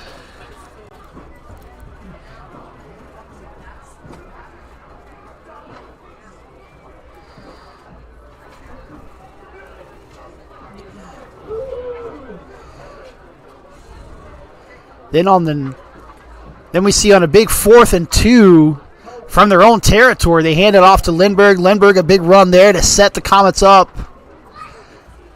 in Belle Fourche territory. And on the very next play, Simon Kiefer down the seam to his cousin Sully Kiefer, and watch the move Sully makes. Boom. He saw that defender there, got by him, and then he was off to the races across the pylon. And the extra point by sophomore Jeremiah Williams was good. And that was the score for Rapid City Christian, leading 25-8 at halftime. So far, so good for the Comets. Unfortunately, early in that first quarter, Benson Kiefer needed to be helped off the field, and he is on crutches right now. So we don't know the full diagnosis there, but if we hear anything, we'll let you know. But that could be big news. Obviously, this is the final regular season game. The Comets preparing for the postseason next week. Fortunately for them, they are fairly deep at the wide receiver position. But Benson, a great athlete, certainly not easy to replace. Also plays on the defensive side as a defensive back as well. And so Simon Kiefer came into tonight with 76 total touchdowns, setting the all-time mark last week in a big win over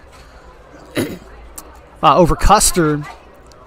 And he's got 3 more touchdown passes today, taking his total touchdowns to 79. So he just continues a historic season for the Comets. Coach Matt McIntosh has done a great job with this program, taking them from just under a losing record his first season to playoff appearances the last 2 years. The Comets advanced to the semifinals in 11B last year, falling to the eventual 11B champions Hot Springs. And this year they are heading to the playoffs again in 11A. And we'll see what the matchups are after the finals tonight. Let's give you some scores from around the area. So in Class 11A, so the big story in 11A, Sioux Falls Christian. In the third quarter, they're trailing 14-3 Dakota Valley, giving them a run. This is really the first time that Sioux Falls Christian has been tested. Custer with a big lead on Lakota Tech, 63-16. Canton, the one that we're all watching here, Canton leads 23-14 at halftime. So they put a touchdown in just before the half. They sit in the 7th seed, just ahead of Rapid City Christian. And we are set to begin the second half. There's the kickoff.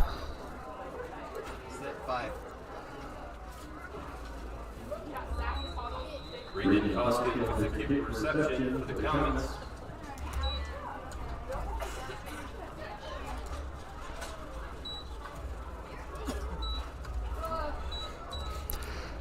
So Regan Costigan receives that. Regan Costigan, excuse me. Regan had the first touchdown of the day.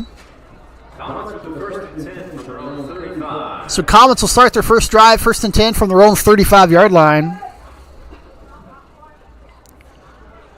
And they'll come out in the shotgun. Simon Kiefer in the gun. He's got Sully Kiefer and beautiful ball. You go at the bottom of the screen. Hands off to Reed Lindbergh. And not much there for Reed this time.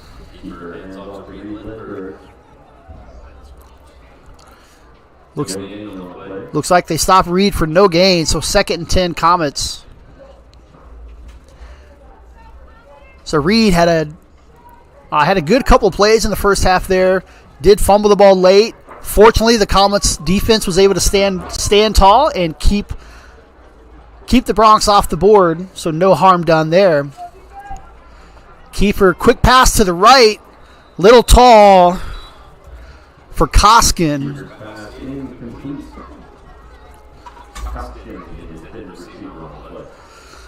So it was catchable, but it was a little high. Not an easy one to catch. So 2 plays, and it's already 3rd and 10 for the Comets. Belle Fourche would love to get a 3-and-out here. Comets back in the gun. 2 wide outs to each side of the formation. Simon pumps, and he's got a man. And Lars Kiefer to the left side.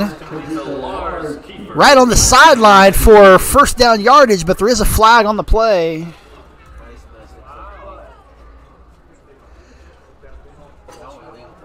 Going to call an illegal chop block on the Comets.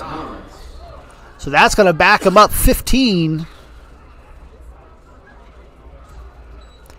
So that takes 3rd and long and makes it 3rd and even longer.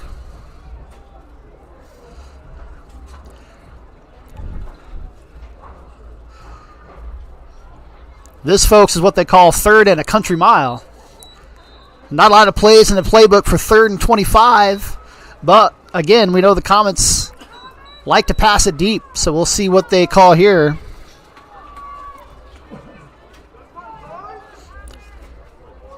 They are in the shotgun, 2 wide to each side of the formation.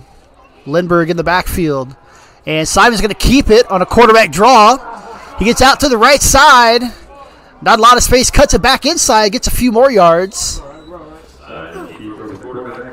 He's going to be back near the original line of scrimmage.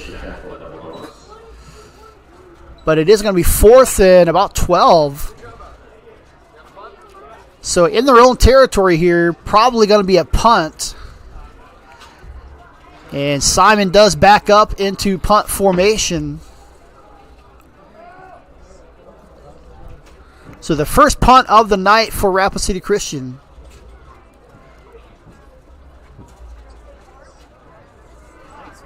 Nice line drive kick. Going to be received by Pearson. Pearson around the right side. Gets some good yardage.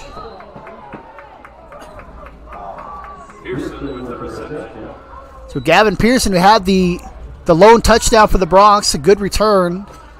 And Belle Fourche is going to start near midfield. On the Comets side, looks like at the Comets 46. Bronx take over the Comet at 46-yard line.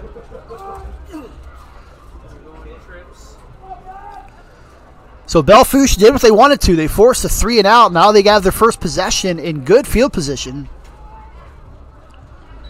McLennan takes the snap. He's got a man. It's Pearson.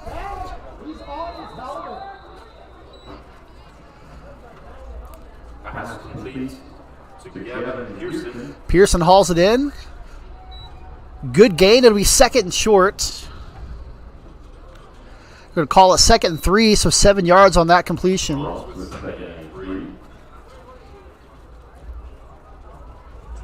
So Belle Fourche did this with their first drive as well. They came out. They got 3 straight first downs, but stalled. We'll see if Rapid City Christian can do the same.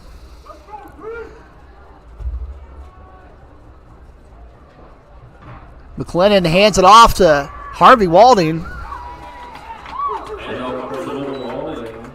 Stop just shy of the line of scrimmage.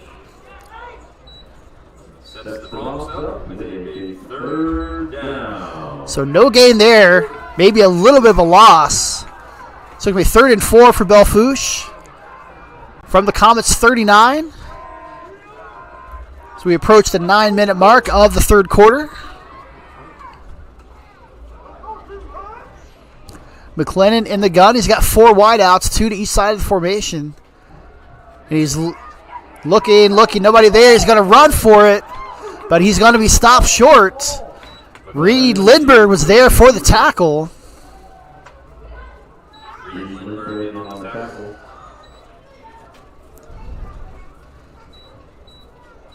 So a short gain is going to leave them with 4th and, we'll call it 4th and 3. Bronx now looking at 4th down and 3.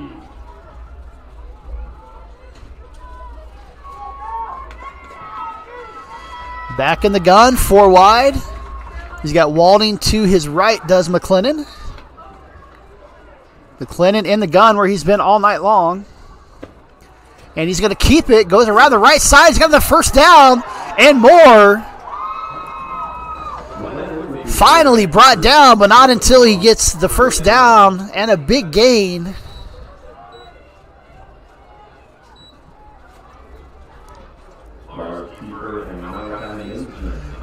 Lars Kiefer, Malachi Mason finally bring him down, but not before a gain of about 16. And Belle Fourche is threatening on their first drive of the second half. 1st and 10 now from just outside the red zone at the Comets 23. McLennan hands off to Walding. Walding gets a few yards. Like he's going to be just inside the 20.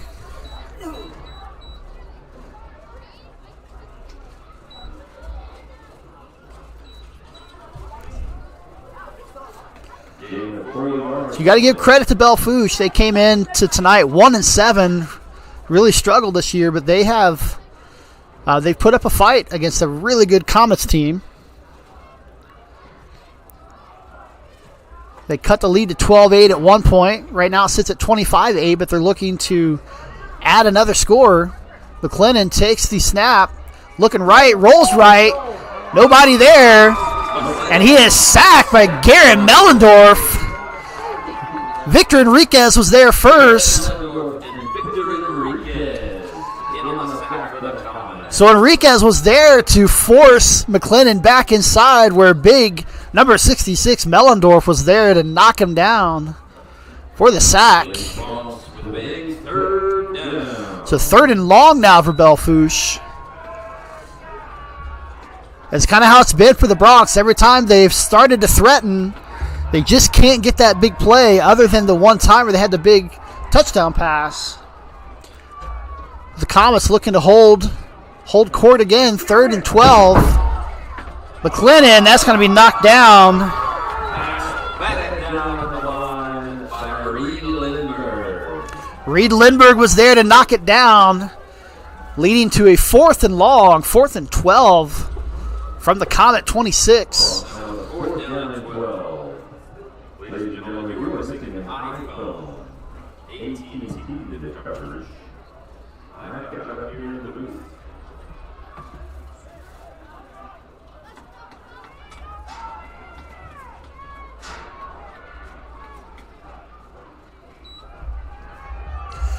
McLennan looking deep. And that is caught inside the 5-yard line.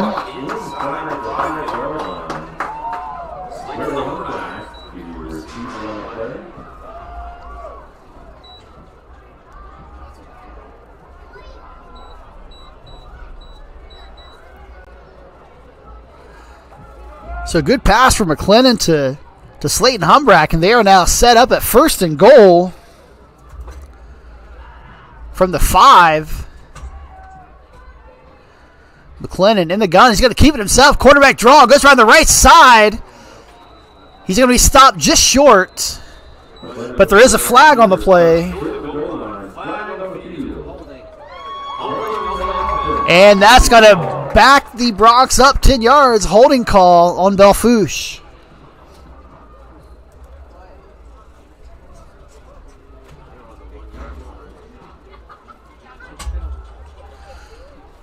So that run got him down to the 1, but now they're going to be back all the way up to the 10.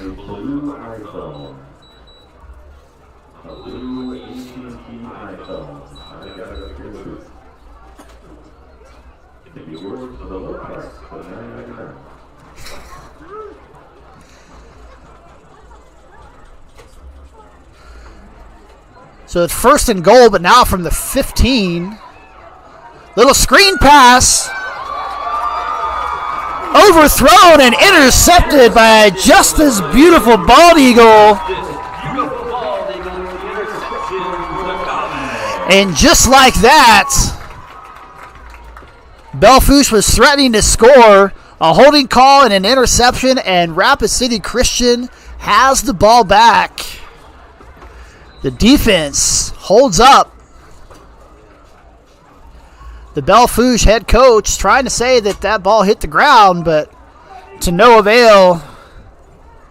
Rapid City Christian starts 1st and 10 from their own 11-yard line. Simon Kiefer back to pass. He's looking deep on the corner route. He's got Sully Kiefer.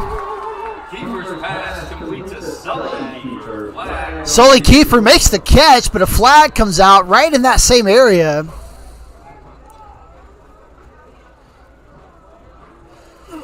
So Sully ran a nice corner route, and Simon put it right on him at the sideline. Waiting for the call.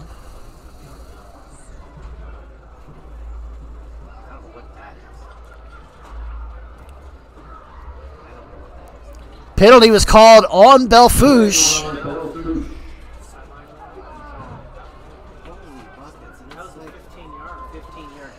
Looks like an unsportsmanlike penalty. First down. And that's going to take the ball all the way up to the Comet 49-yard line. Kiefer back in the gun. 4 wides. He goes quick, little slant route to Beautiful Bald Eagle. And Justice brings it in again. That's going to be close to the first down, maybe just a tad short. That's Comets up with a 2nd and short.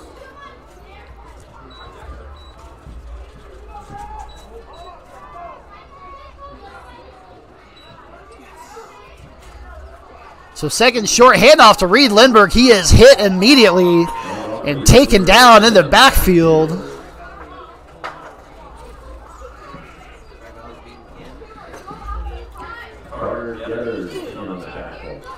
So Carter Gutters on the tackle there for Belle Fourche. And Canton, who was ahead 23-14 at the half, they now trail 28-23. So Comet fans are looking closely at that one. But right now, we got to take care of business here at Hart Ranch. And we face a 3rd, and Comets face a 3rd and 5 from the Belle Fourche 46. Another option play, pitch to Reed Lindbergh around the left side. Reed is going to be close to the first down marker.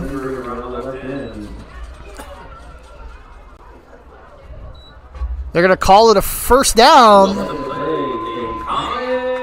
First down.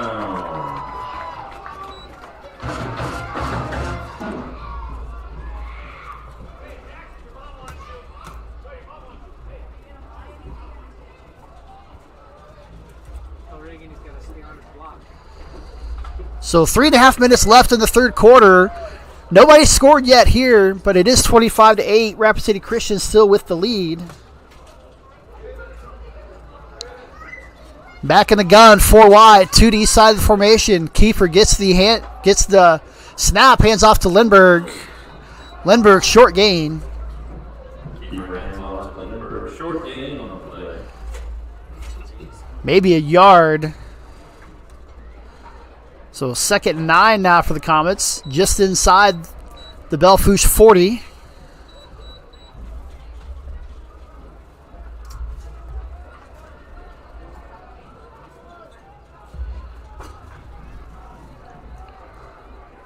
And back to that same formation, 4 wide, 2 to each side of the formation. Lindbergh to the right of Kiefer in the backfield. Kiefer back to pass. He's looking deep. He's got a man. It's Lars Kiefer. Just out of reach. Lars was open, but Simon put a little bit too much. In the first half, Simon had a couple of those that were a little short, so he overcompensated. That time he overthrew his man. Simon's been really good on those deep throws all year. Tonight, just a tad off, not by a lot, but just enough.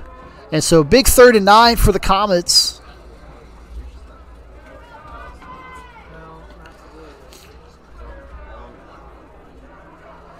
Kiefer back in the gun. He's got Lindbergh to his right. 4 wide, 2 to each side of the formation. And looks like some miscommunication. Simon was looking to hand it off. Nothing there, so he ends up keeping it up the middle for a short gain. Just past the line of scrimmage, or maybe back to the line of scrimmage.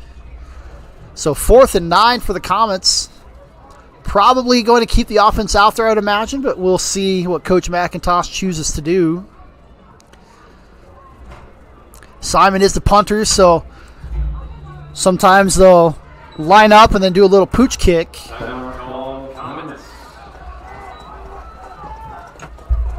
But right now, Rapid City Christian takes their first timeout of the half.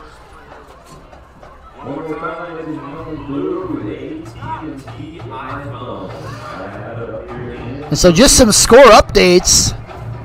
Del Rapids currently ranked number 3 in Class 11A, beating number 2 Lennox 19-6. That is at Lennox. Madison beating Millbank 34-0. West Central over Vermilion big 43-0. The game we're all watching here, Tri-Valley has taken the lead. They lead 28-23 over Canton.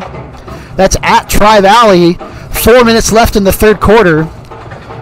Custer 63-16 over Lakota Tech. That's in approaching half. And Sioux Falls Christian has crawled back within 5. They trail 14-9. They were down 14-3 at halftime. That one is approaching the end of the third quarter as well. Some local scores, Spearfish and Sturgis.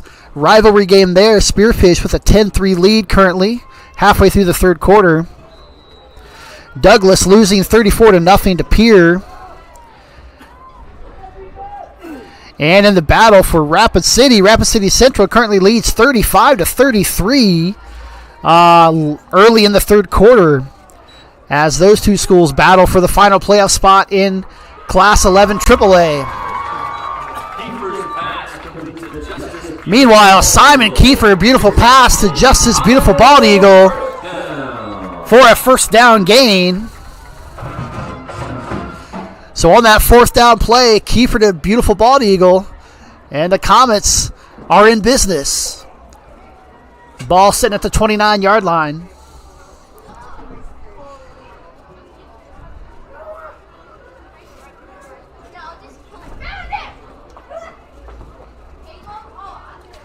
Kiefer in the gun.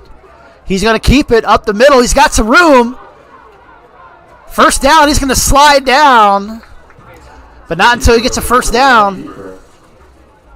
Picks up another Comet first down.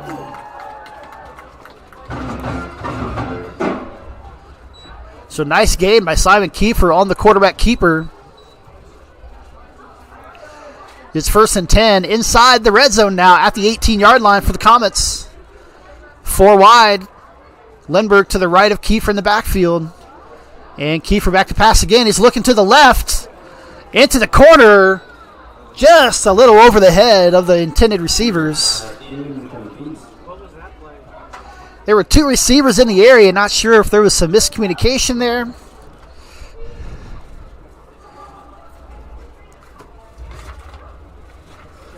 Looked like Lars Keeper was running a corner route. And Henry Kottman, the sophomore, number 20, was out there as well. They were both in the area. I think that was intended for Lars. Either way, the ball falls to the ground, and it will be 2nd and 10 Comets.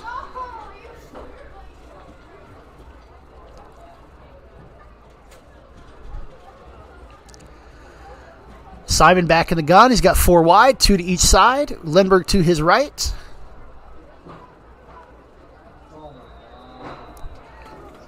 They go with the hard count, and they caught Belle Fourche. Neutral zone infraction on the defense. Looked like the Bronx were going to bring the blitz, and 2 guys jumped across the line. That's going to be a free 5 yards.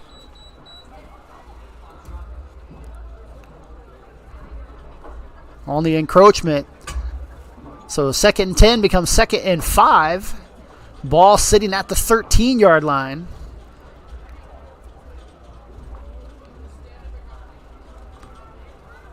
Comets lead by 17, looking to add on. Same formation they just had.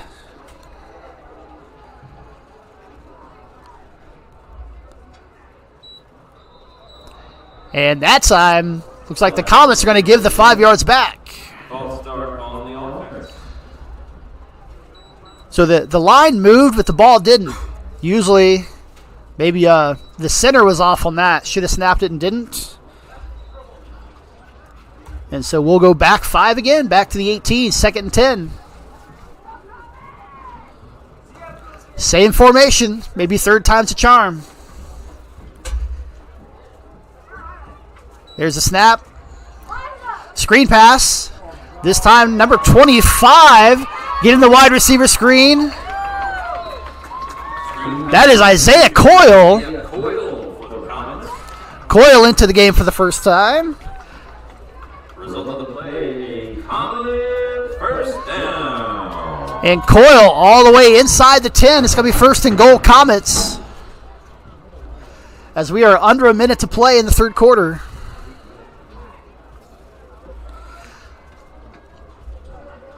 So far, both teams scoreless this quarter, but the Comets are knocking on the door. Back in that 4 wide shotgun set. Lindbergh to the right. Keeper's got it. Pass intended for Lars Keeper. Lars was hit hard. So great job by the defender to knock that out of his hands. Comets now 2nd and goal from the 5-yard line. So we'll try it again. 2nd and 5. Or 2nd and goal from the 5.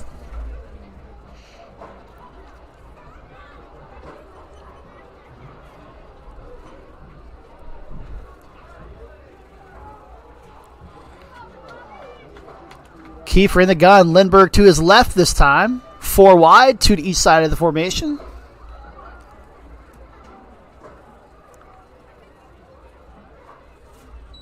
Here's a snap.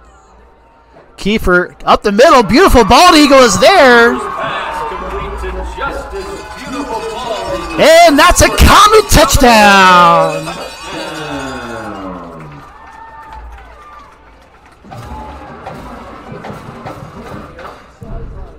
So the 5-yard touchdown pass from Kiefer to beautiful bald eagle.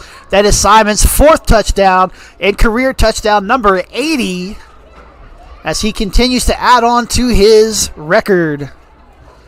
Jeremiah Williams back out for the extra point try.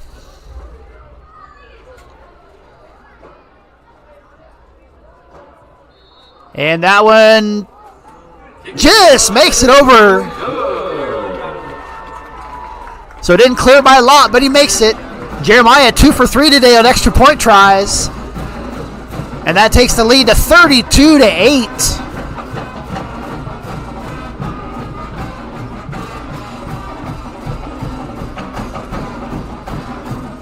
Let's take a look at that last touchdown pass from Simon to Justice Beautiful Bald Eagle.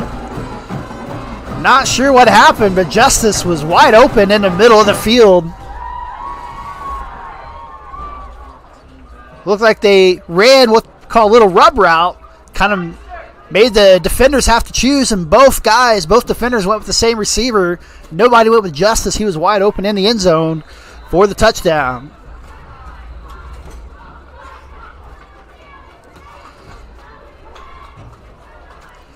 Comets lead 32-8, ready to kick off.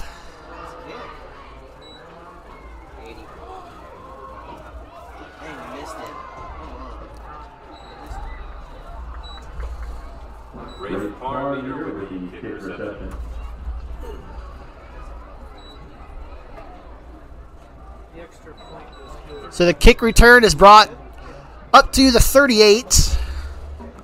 And so Belle Fourche will start from their own 38. 11 seconds left in the third quarter. 31-28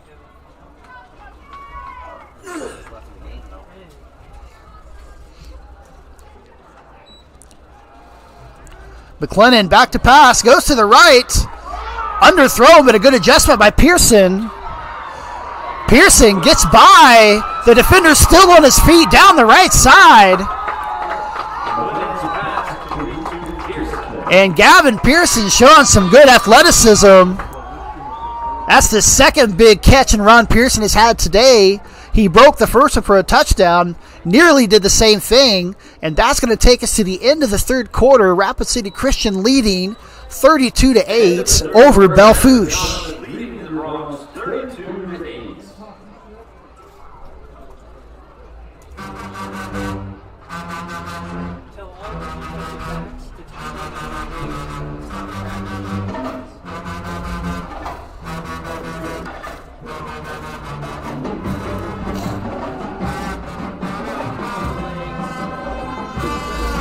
So let's get you another score update.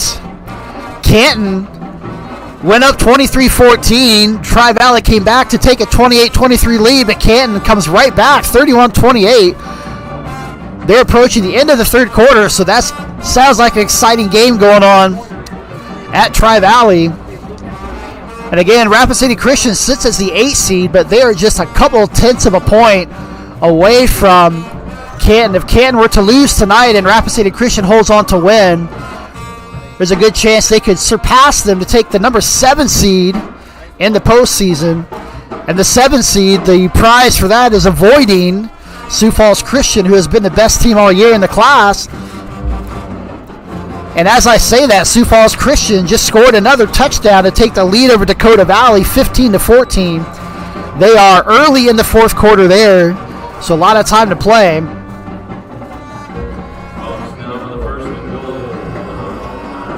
And as we start the fourth quarter, Belle Fourche first and goal from the Comets 8. And nothing going there. McLennan looked like he wanted to do a little jump pass. Tried to fake the quarterback draw, and he was definitely looking downfield, but nothing there. He's going to lose a few yards. Second and goal from the 11 now. So the last time Belle Fourche was down this close, they threw an interception. They're knocking on the door again. Let's see if they can capitalize this time.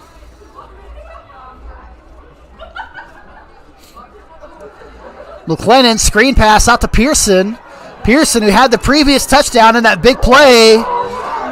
He's brought down, but a flag on the play, and that's going to be probably a horse collar tackle. Lars Kiefer grabbed him by the back of the jersey and yanked him down. That's the classic horse collar tackle.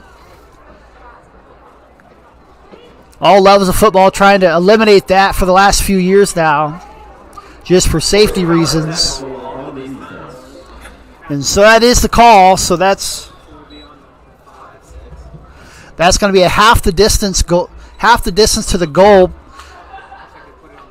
So all in all, they only gained a few yards on that penalty. But it does put them up to the 4-yard line, second and goal.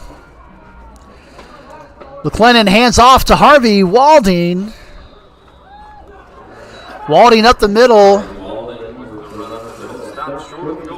It's going to be stopped short, though, so 3rd and goal. Third down. About a yard and a half left to go for Belle Fourche. So they have been able to move the ball at times. Rapid City Christian has just done a good job of standing tall when they needed to. Takes it to the end. McLennan in the pistol. He's got 3 backers now. Pearson goes in motion. This was going to be a quarterback keeper, but it looks like a false start. False start on the offense. And that is the call on Belle Fourche. So 3rd and goal from the 1 is not going to be 3rd and goal from the 6. I said that's just what I was saying. He fakes it, but then follows it right up in the hole to the right.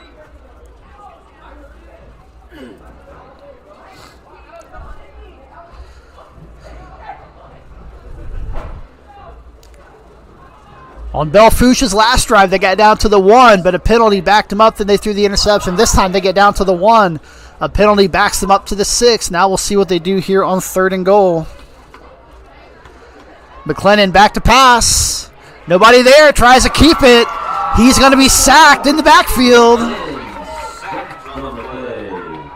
Victor Enriquez. Number 61, Victor Enriquez, the senior, with the sack. And so what was 3rd and goal from the 1 is now 4th and goal all the way out to the 10-yard line. No.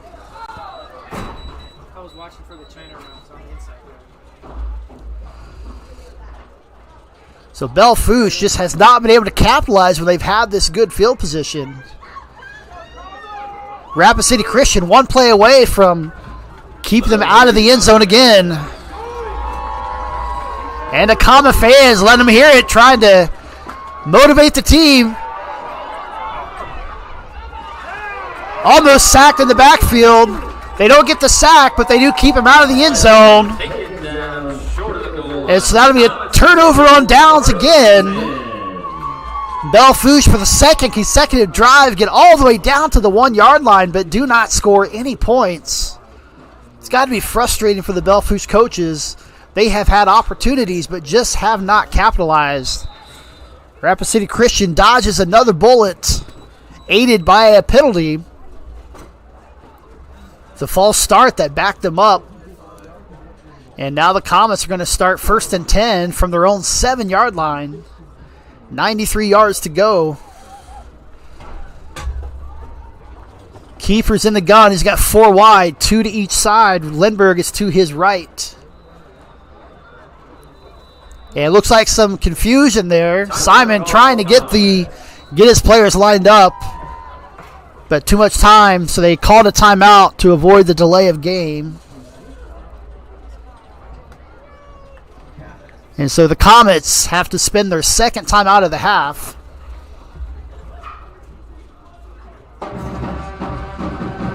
So Comets 32-8 look like they're well on their way to their 6th win in a row. Elsewhere in 11A, Del Rapids 19-12 over number 2 Lennox. Del Rapids is number 3 currently.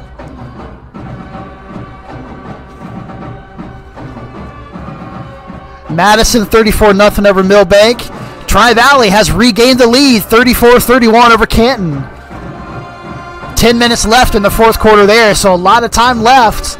They're going back and forth. That one could be already a high-scoring one. Sioux Falls Christian once trailed 14-3, but they've gone on a 21-0 run. And number 1 Sioux Falls Christian now leads 22-14.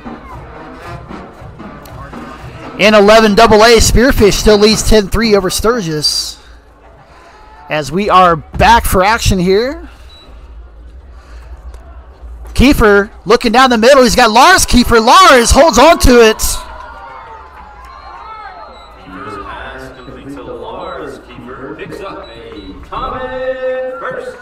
Nice catch by Lars as he kind of bobbled it a little bit but held on for the big gain. And so just like that, 22 yards, and they are all the way out to the 29. Give themselves some room to work. 1st and 10, under 9 minutes to go in the game. Comets with a 24-point lead. Kiefer back of the gun. Lindbergh to his right, 4 wide. We've seen this formation quite a bit tonight. Simon's going to hand it off this time to Lindbergh. Lindbergh almost fumbled it again as he was coming through the line. Just lost the handle. Fortunately, able to grab it before it hit the ground. Reed had a hole there, but I don't know if the ball just slipped out of his hands, but that slowed him up just enough. He had to concentrate on getting the ball, allowed Belle Fourche to wrap him up for the short gain. Just a 2-yard gain, 2nd and 8 now for the Comets. They go trips to the right, top of the screen, 3 wideouts. To the left, bottom of the screen, a single wideout. Kiefer in the gun. Hand off to Lindbergh. Lindbergh through the line, and he holds on as Belle Fourche, they're going after that ball hard. Right, twice that Lindbergh has, once he did fumble, once he almost fumbled. So now every time he's got the ball, you see the Belle Fourche defenders doing their best to rip it out. Lars Kiefer coming over just to give some encouragement to his teammate. And Coach McIntosh showing confidence in the young guy. Keeps going back to Reed. They're going to need him. In the back of the gun, same formation. 3 wideouts to the top of the screen, 1 to the bottom. Lindbergh to the right of Kiefer in the backfield. Play clock winding down. And it's going to be a false start. The whole line moved, but the ball wasn't snapped, so it looked like maybe miscommunication with the center again. So we're going to back the Comets up 5 yards.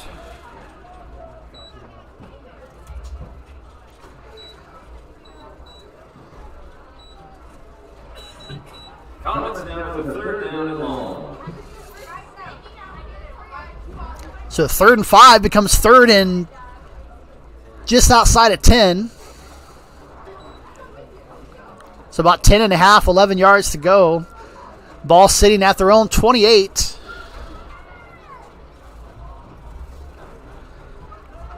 As we pass the 7-minute mark of the final quarter. Simon in the gun again. He's got Reed to his right. Now Reed moves to the left.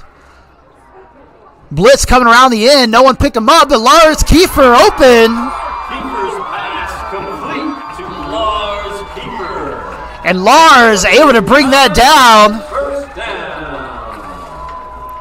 Lars almost overran the pass. Good job of adjusting.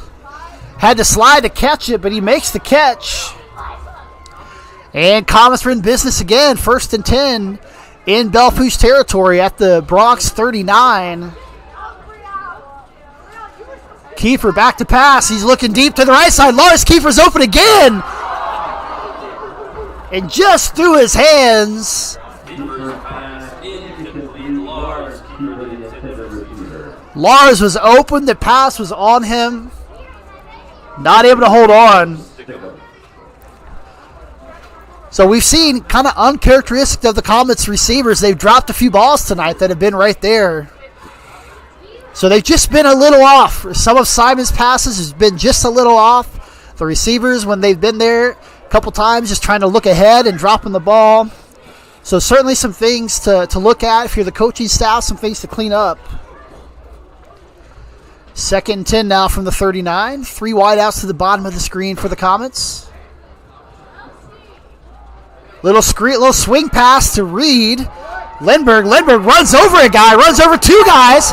He's still on his feet.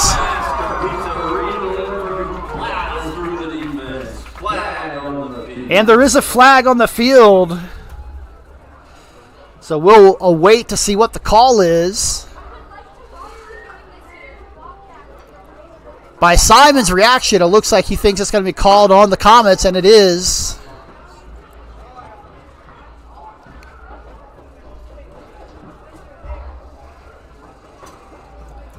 So wipe out the big catch and run by Reed Lindbergh.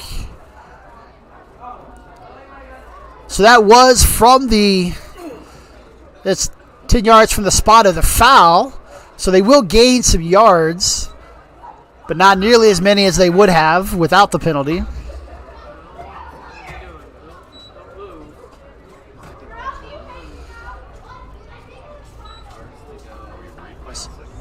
So that'll be a net gain of 4 yards and second down and 6 now from the 18, or excuse me, second and 6 from the 34.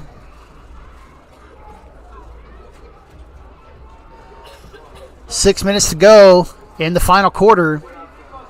4 wide, 2 to each side. Kiefer in the gun. He's got the snap. Pass the beautiful ball to go over his hands and intercepted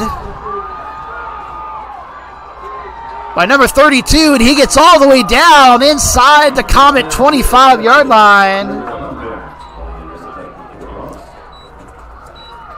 So that was intercepted by number 32, Slater Humbrack, the junior. The pass was intended for Justice. Beautiful ball to Eagle. Little slant play. Hit him in the hands, but went off his hands, and Humbrack was there to get the interception.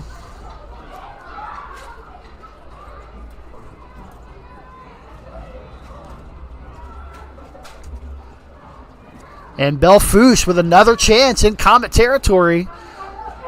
Going to start from the Comet 26, 1st and 10. So second turnover for the Comets.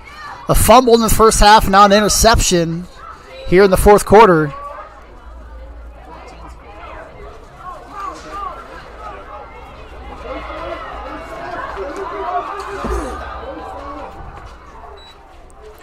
So Belle Fourche has a new quarterback, number 14, Kayan Howard, the sophomore in there. And his first play, he is sacked. So for a short loss, ball did come out, but he was down by contact. So loss of about a yard. McLennan, who was the quarterback, is now in the slot as a receiver. Howard back to pass. Nothing there, rolls to his right. Goes deep, he's got a man open. And that's McLennan. The former quarterback turned wide receiver is now on the receiving end of the touchdown pass.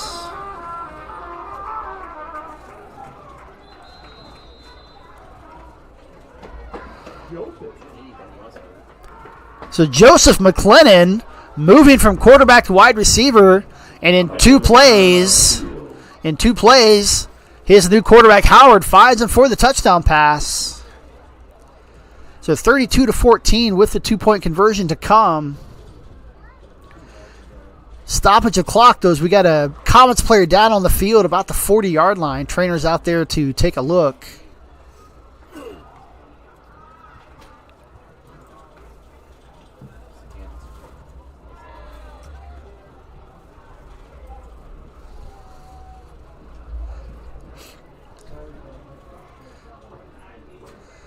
So Coach McIntosh wants to talk to the refs.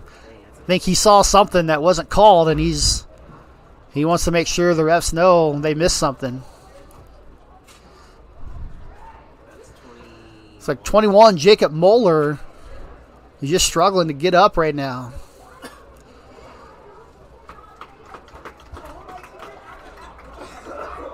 He took a few steps. He's back on the ground. He might need some help getting off the field. And here come some of his teammates. Jeremiah Williams, Caden Chafee out there to help.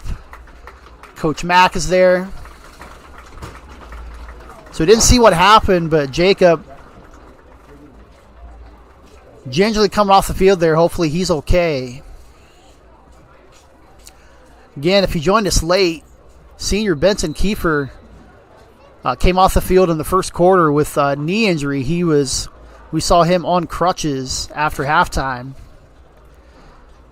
As Belle Fourche now lines up for the 2-point try.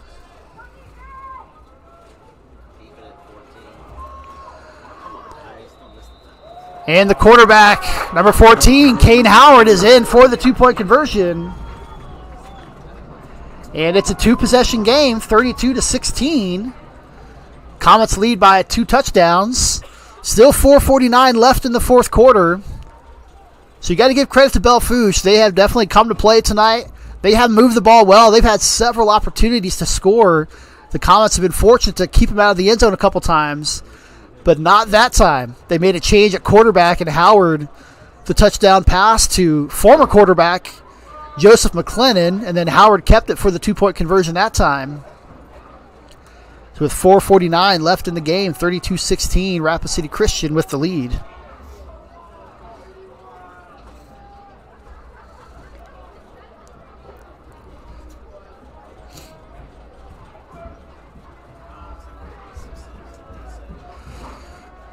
back, Pregame.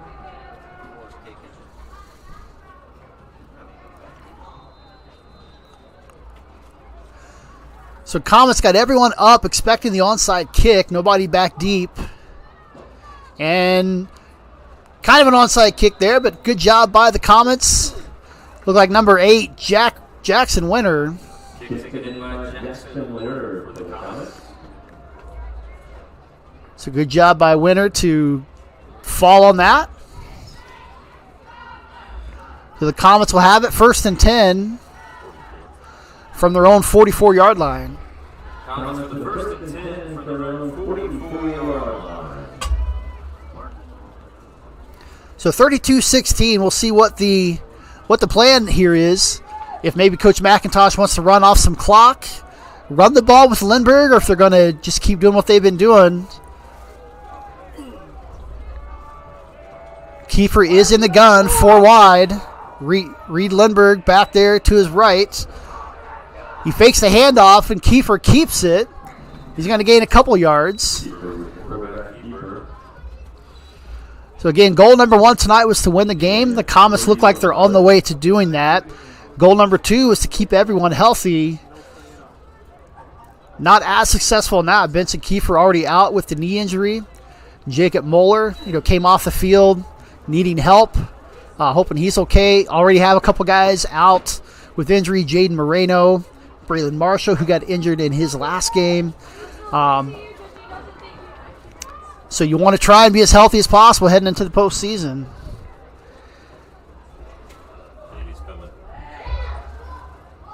Kiefer down the middle to number 8. That's Winter. Jackson Winter picks up a Comet 1st down. And Winter with a nice catch and holds on after the big hit. But he's all the way down into Belle Fourche territory, the 34-yard line, 1st and 10, Rapid City Christian. Up to the line, 4 wide, 2 to each side. Lindbergh to the right of Kiefer this time. Kiefer hands it off to Lindbergh. Lindbergh goes around the left side, nothing there. He's going to be pulled down for a loss. Kiefer hands off to Lindbergh, lost on the play. That's going to put him behind the chains, 2nd and long.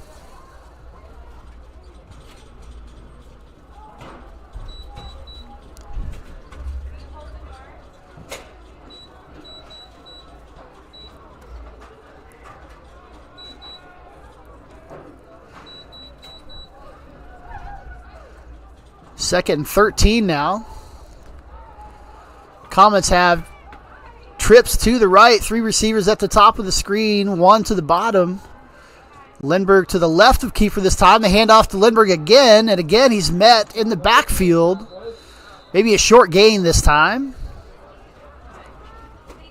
Lindbergh with the run up the middle. So as the clock keeps running, under 2.5 minutes now. Comets on their way to win number 6. All 6 coming consecutively. Name of the game is keeping everyone healthy from this point on. Kiefer's going to pass, though, on 3rd and long, and he just throws it away. Nobody there. Looks like they had it set up for a screen pass, but Belle Fourche had it defended well, so Kiefer didn't want to throw into that coverage. Throws it out of bounds. Stops the clock. Saves a loss on the play, but now it's 4th and 12. See the danger on those screen passes, if it's not there and you wait too long, you're going to have receiver or linemen down the field, and typically you get a penalty there. Little pooch punt now by Kiefer. And Belle Fourche is going to let it roll. And that's going to go all the way inside the 10-yard line down to about the 5.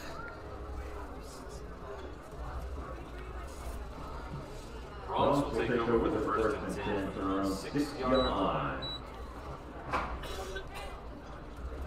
So with 2 minutes left, Belle Fourche will have it at their own 6, trailing by 2 touchdowns. They've got a lot of ground to make up. They've had a couple big plays today. Both went to Gavin Pearson, number 1. Kane Howard still in there at quarterback. Joseph McClellan still at receiver as they made the change on their last drive. Howard's going to keep it. Quarterback draw. He's going to get a few yards. Howard keeps it up the middle.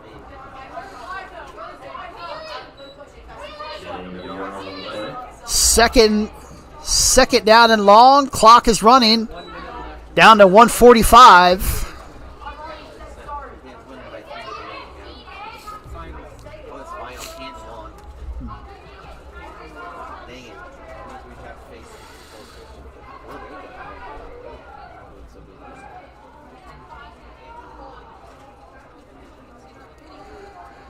Howard is, he gets away from the potential sack there. So Howard, a good job of getting out of there. Isaiah Coyle, Garrett Mellendorf were both back there, almost had him for a safety.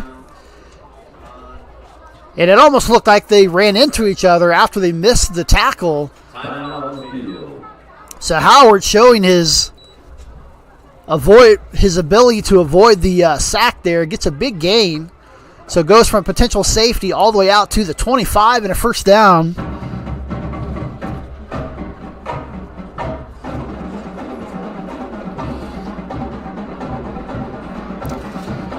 And so at Tri-Valley, it is a final. Canton able to come back and top Tri-Valley 37-34. So more than likely that means that Canton will hold on to the 7 seed and Rapid City Christian will be the 8 seed, which means a date likely with Sioux Falls Christian, the top team in Class 11A. Sioux Falls Christian leading 22-20 against Dakota Valley. That was late in the 4th. But I think even with the loss, I'm not sure that Sioux Falls Christian would drop much. And back to the action here. Howard back to pass. Complete to Gavin Pearson down the sideline. Nice throw and catch. So Howard, the sophomore, showing the coaches a little something. Looks like this guy might be, McClellan's a junior. But Howard has shown some good passes so far. Already a touchdown pass. Showing off the legs as well. And another one down the sideline. Good effort by Pearson. Tried to one-hand it down the left sideline there. Not able to come up with the catch.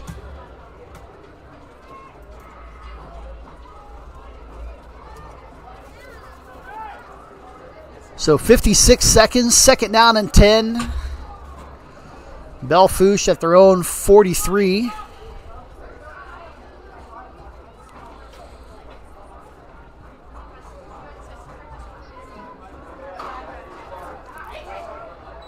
Howard, little swing pass to Harvey Walding, and Walding is going to be hit hard in the backfield by Justice Beautiful Bald Eagle.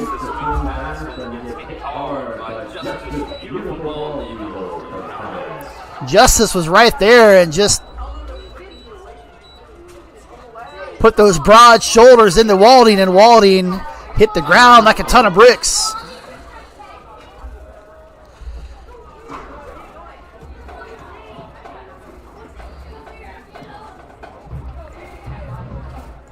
Timeout called by Belle Fourche. Their second of the half. They have one remaining. Each team with one timeout remaining.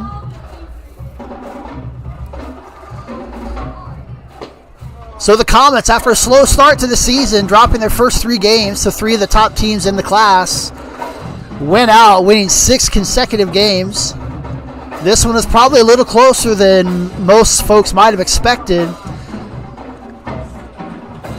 But they're going to put the finishing touches on another winning season, 6-3.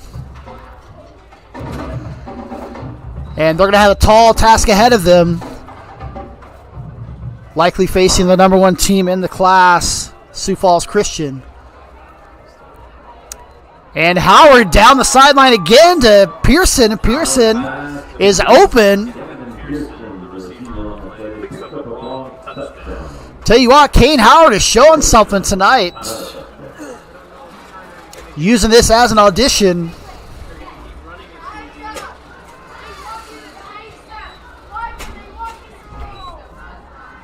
Flag on the play. I think Belle Fourche caught him with too many men on the field. Looked like the Comets were trying to substitute, and Belle Fourche got up to the line quickly.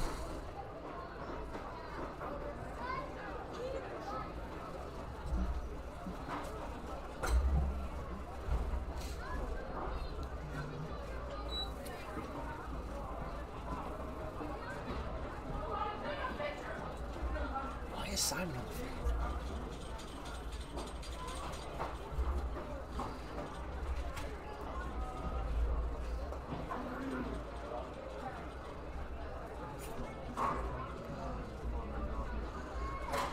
So it looks like they do walk off a 5-yard penalty against the Comets.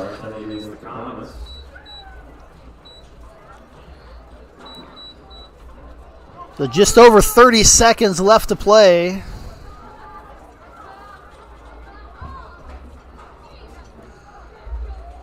Howard takes a snap. He's looking left again. Goes up the middle, off of the umpire, and intercepted by Lindbergh.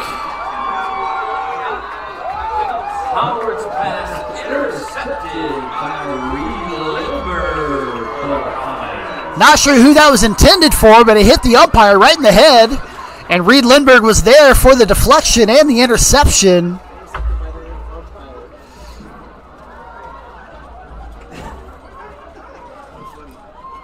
So great defense by the umpire there, helping us out. Let's see if we got a good look at that on the replay. So look right in the middle of the field. And boom, right off of the umpire, and Reed was right there to take it.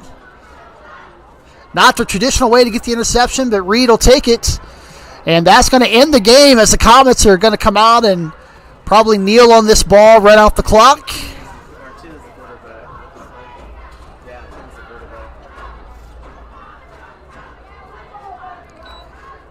And so Simon Kiefer takes the snap. And the senior is going to take a knee for his last home game. It's going to be a good send-off for all of our seniors as the Rapid City Christian Comets are going to win tonight 32-16. So congratulations to the Comets. A great season so far, 6-3. And a great scene in the middle of the field as Benson Kiefer, with his crutches, stops to hug his cousin Simon. And so Rapid City Christian is going to end the regular season 6-3. They will likely be heading to Sioux Falls to face the top team in the class next week. And despite what the first meeting might have looked like, we know that this team is not the same as they were in week 4. Or it was week 2. Week 2, when Sioux Falls Christian came into Rapid City Christian and won that game. But this is not the same Comets team, and so we are looking forward to that game. Thank you so much for joining us tonight. As always, we want to thank our sponsors. You've seen their information going across the top left of your screen. We're so thankful for their contributions and allowing us to bring you this live stream free of charge. So we thank them for their support of Rapid City Christian Athletics. Congratulations to the Comets. That is it from Hart Ranch tonight.